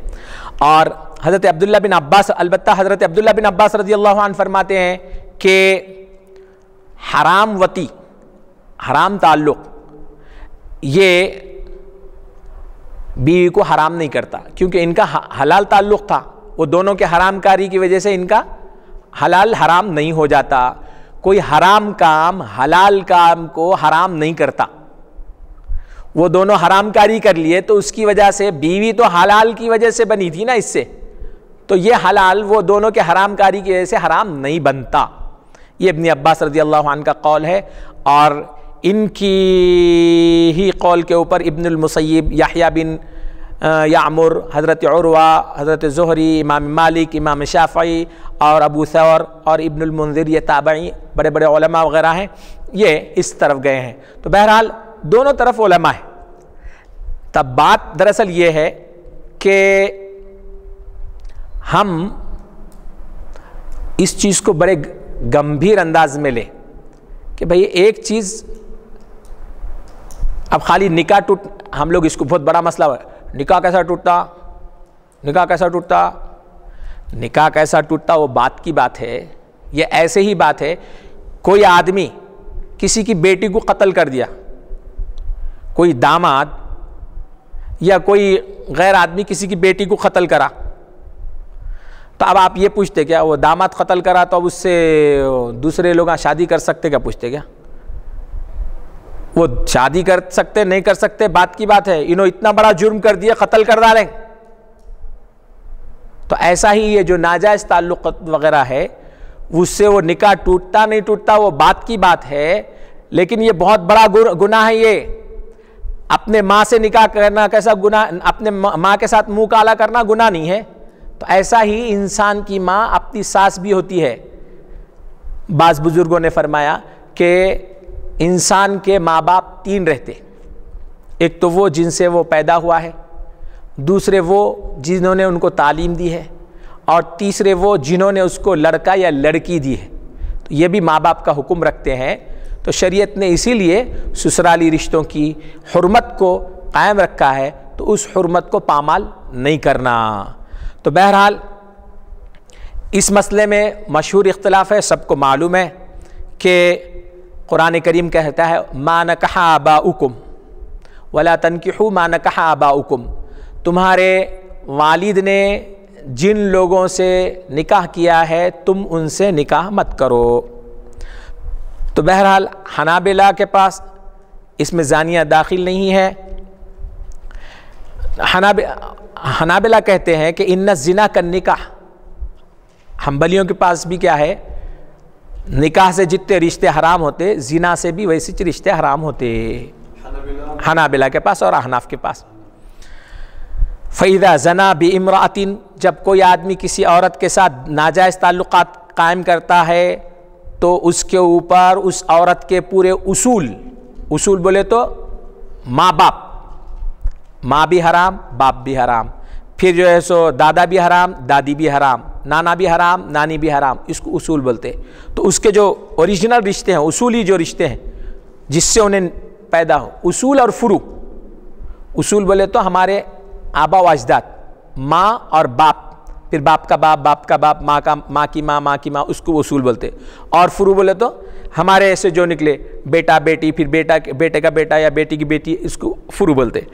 تو کوئی آدمی اگر کسی عورت سے زنا کرتا ہے تو اس کے تمام اصول اور فروع اس کے اوپر حرام ہو جاتے ہیں، اور اسی طرح اس آدمی کے اوپر بھی اس عورت کے سارے اصول اور فروع ہمیشہ کے لیے حرام ہو جاتے ہیں. اور احناف فرماتے ہیں کہ بڑا تفصیلی مسئلہ یہی ہے کہ کوئی اگر کسی بغیر کپڑے کے ایک ساتھ سو گئے، ایک دوسرے کی جلد مس کرتے ہوئے ایک ہی قسم میں، اور وہ چاہے جماع کے ساتھ ہو یا بغیر جماع کے ساتھ ہو، یا کوئی کسی نوجوان بچی کو یا کسی خاتون کو شہوت سے بوسہ لیتا ہے، کس کرتا ہے، تو اس کی وجہ سے بھی اس کی ماں اور اس کی بیٹی اور اس کے وہ سارے رشتے جو سسرالی رشتے ہیں وہ قائم ہو کے اس سے حرمت قائم ہوتی ہے. تو ان ساری چیزوں سے ہم کو بچنا چاہیے. اسی لیے اسلام میں اختلاط سے، میل جول سے جو روکا گیا ہے، اسی لیے روکا گیا ہے. تو بڑی تفصیل ہے. تو امام سرخسی جو احناف کے بہت بڑے فقیہ ہیں، وہ فرماتے ہیں کہ انہی صحابہ کے اقوال اور افعال سے ہم نے یہ مسئلہ نکالا ہے کہ شہوت کے ساتھ چھونا یا شہوت سے بوسہ دینا یہ سب کے سب ویسے ہی ہے جیسے نکاح کرنے کی وجہ سے جو رشتے حرام ہوتے ہیں. اور یہ تو اس لیے ہم کو دوائی نکاح یا زنا کے جو دوائی ہیں یا زنا کی طرف جو لے جانے والی چیزیں ہیں یا مقدمات زنا ہیں، جو زنا سے قریب کرنے والے، زنا سے پہلے کی جو چیزیں ہیں، کس کرنا، یہ چھونا وغیرہ یا شہوت سے دیکھنا کرنا، یہ ساری چیزوں سے ہم کو دور رہنے کی ضرورت ہے. اس کی وجہ سے دوسرے پرابلمز پیدا ہو جاتے ہیں. بہرحال ہم کو اس سلسلے میں احتیاط کی ضرورت ہے. اب بڑے تفصیل سے امام زیلعی رحمۃ اللہ علیہ نے فرمایا ہے کہ زنا اور شہوت سے چھونا، شہوت سے شرمگاہ کو دیکھنا، یہ سب سسرالی رشتوں سے جو رشتے حرام ہوتے ہیں اس کی وجہ سے سارے رشتے حرام ہو جاتے ہیں. یہ کاموں سے بھی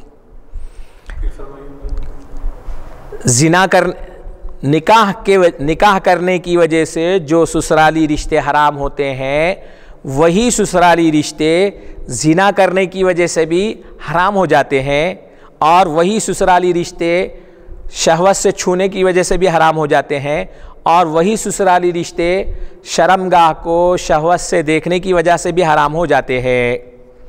جیسے کہ اللہ کے رسول صلی اللہ علیہ وسلم نے ارشاد فرمایا کہ من مس امرأة بشہوۃ حرمت علیہ امها وابنتها، کہ کوئی آدمی اگر کسی عورت کو چھو لے شہوت کے ساتھ تو اس کے اوپر اس کی ماں اور اس کی بیٹی حرام ہو جاتی ہے۔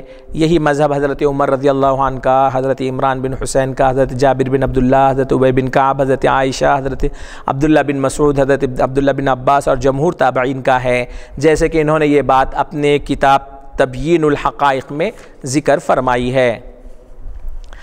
البتہ مالکیوں کے پاس ہے، ان کے ایک بہت بڑے فقیہ شیخ دردیر المالکی رحمہ اللہ، وہ فرماتے ہیں کہ یجوز لمن زنا بامرأۃ ان یتزوج بفروعها واصولها، کہ جائز ہے کوئی آدمی اگر اپنی بیوی کسی عورت سے، کوئی آدمی اگر کسی عورت سے زنا کر لے تو وہ اس عورت کے فروع اور اصول سے شادی کر سکتا، ان کے پاس وہ حرمت ثابت نہیں ہوتی، مالکیوں کے پاس نہیں ہے۔ پھر اسی طرح سے شافعی کے پاس بھی نہیں ہے۔ ایک شافعی بہت بڑے فقیہ ہیں ابن حجر الہیتمی، وہ فرماتے ہیں لیست مباشرۃ کمفاخذۃ بشہوۃ، کہ خالی جلد کو جلد شہوت سے لگنے کی وجہ سے اس کو جماع کے اوپر محمول نہیں کر سکتے، کیونکہ اس کی وجہ وہاں عدت گزارنا پڑتا، تو خالی ایسا کرے تو عدت گزارو بولتے کہ آپ لوگ ہاں نہیں گزارو بولتے نا، تو لہٰذا اس میں وہ مسئلہ بھی، اس کی جب عدت نہیں تو حرمت بھی نہیں۔ انہوں نے اپنی کتاب تحفۃ المحتاج میں اس بات کو ذکر کیا ہے۔ اور ایک حنبلی عالم ہے البہوتی، وہ فرماتے ہیں کہ لا یثبت تحریم المصاہرۃ بمباشرتها ولا بنظرہ الی فرجها، کہ مصاہرت کے جو حرام ہونے کے جو رشتے ہیں وہ صرف ایسا جلد کو جلد لگنے کی وجہ سے، مباشرت بولے تو جلد کو جلد جماع کو نہیں بولتے، مباشرت بشرون کے معنی جلد کو، چمڑی، چمڑی سے چمڑی لگنے کی، شہوت سے چمڑی لگ گئی، مس ہو گئی، تو اس کی وجہ سے حرمت ثابت نہیں ہوتی، اور شرمگاہ کو دیکھنے کی وجہ سے بھی حرمت ثابت نہیں ہوتی، خلوت صحیحہ کی وجہ سے بھی حرمت ثابت نہیں ہوتی۔ خلوت صحیحہ بولے تو ایسے تنہا مقام میں آ گئے دونوں کہ جو چاہے انہوں کر سکتے تھے، کوئی ان کو روکنے والا نہیں تھا، تو اس کو خلوت صحیحہ بول سکتے، اور چاہے وہ شہوت سے ہو کیسا بھی ہو، بہرحال یہ ساری چیزوں سے نہیں ہوتی، بلکہ ان کا مسئلہ ہے یہ۔ بہرحال احناف کے پاس تو یہی ہے کہ ان چیزوں کی وجہ سے حرمت ثابت ہوتی ہے، اور اس کو احتیاطی طور پر حرمت کو ثابت کیا گیا ہے، اور یہ بہت اہم ترین مسئلہ ہے کہ اس کی وجہ سے بہت سارے ہم غلط فہمی میں کئی دفعہ کئی خواتین کے ساتھ چھیڑخانی کرتے ہیں، یا خواتین کچھ مردوں کے ساتھ اس قسم کی حرکتیں کرتے ہیں، دانستہ یا نادانستہ، تو اس سے ہم کو بچنے کی ضرورت ہے۔ اللہ تبارک و تعالیٰ سے دعا ہے کہ اللہ تبارک و تعالیٰ ہم کو اس مسئلے کو مزید سمجھنے کی اور ان فواحش سے اور ان گندی باتوں سے دور رہنے کی توفیق عطا فرمائے۔ ہم میں عفت، حیا، پاک بازی اور شرم اور دین کی صحیح سمجھ اور تقوی اور پرہیزگاری نصیب فرمائے، ہم کو بھی، ہمارے نوجوانوں کو بھی، اور ہماری امت کو، ہمارے معاشرے کو ان برائیوں سے محفوظ رکھے۔ وصلی اللہ تعالی علی خیر خلقہ ونور عرشہ محمد وآلہ واصحابہ اجمعین برحمتک یا ارحم الراحمین والحمد للہ رب العالمین۔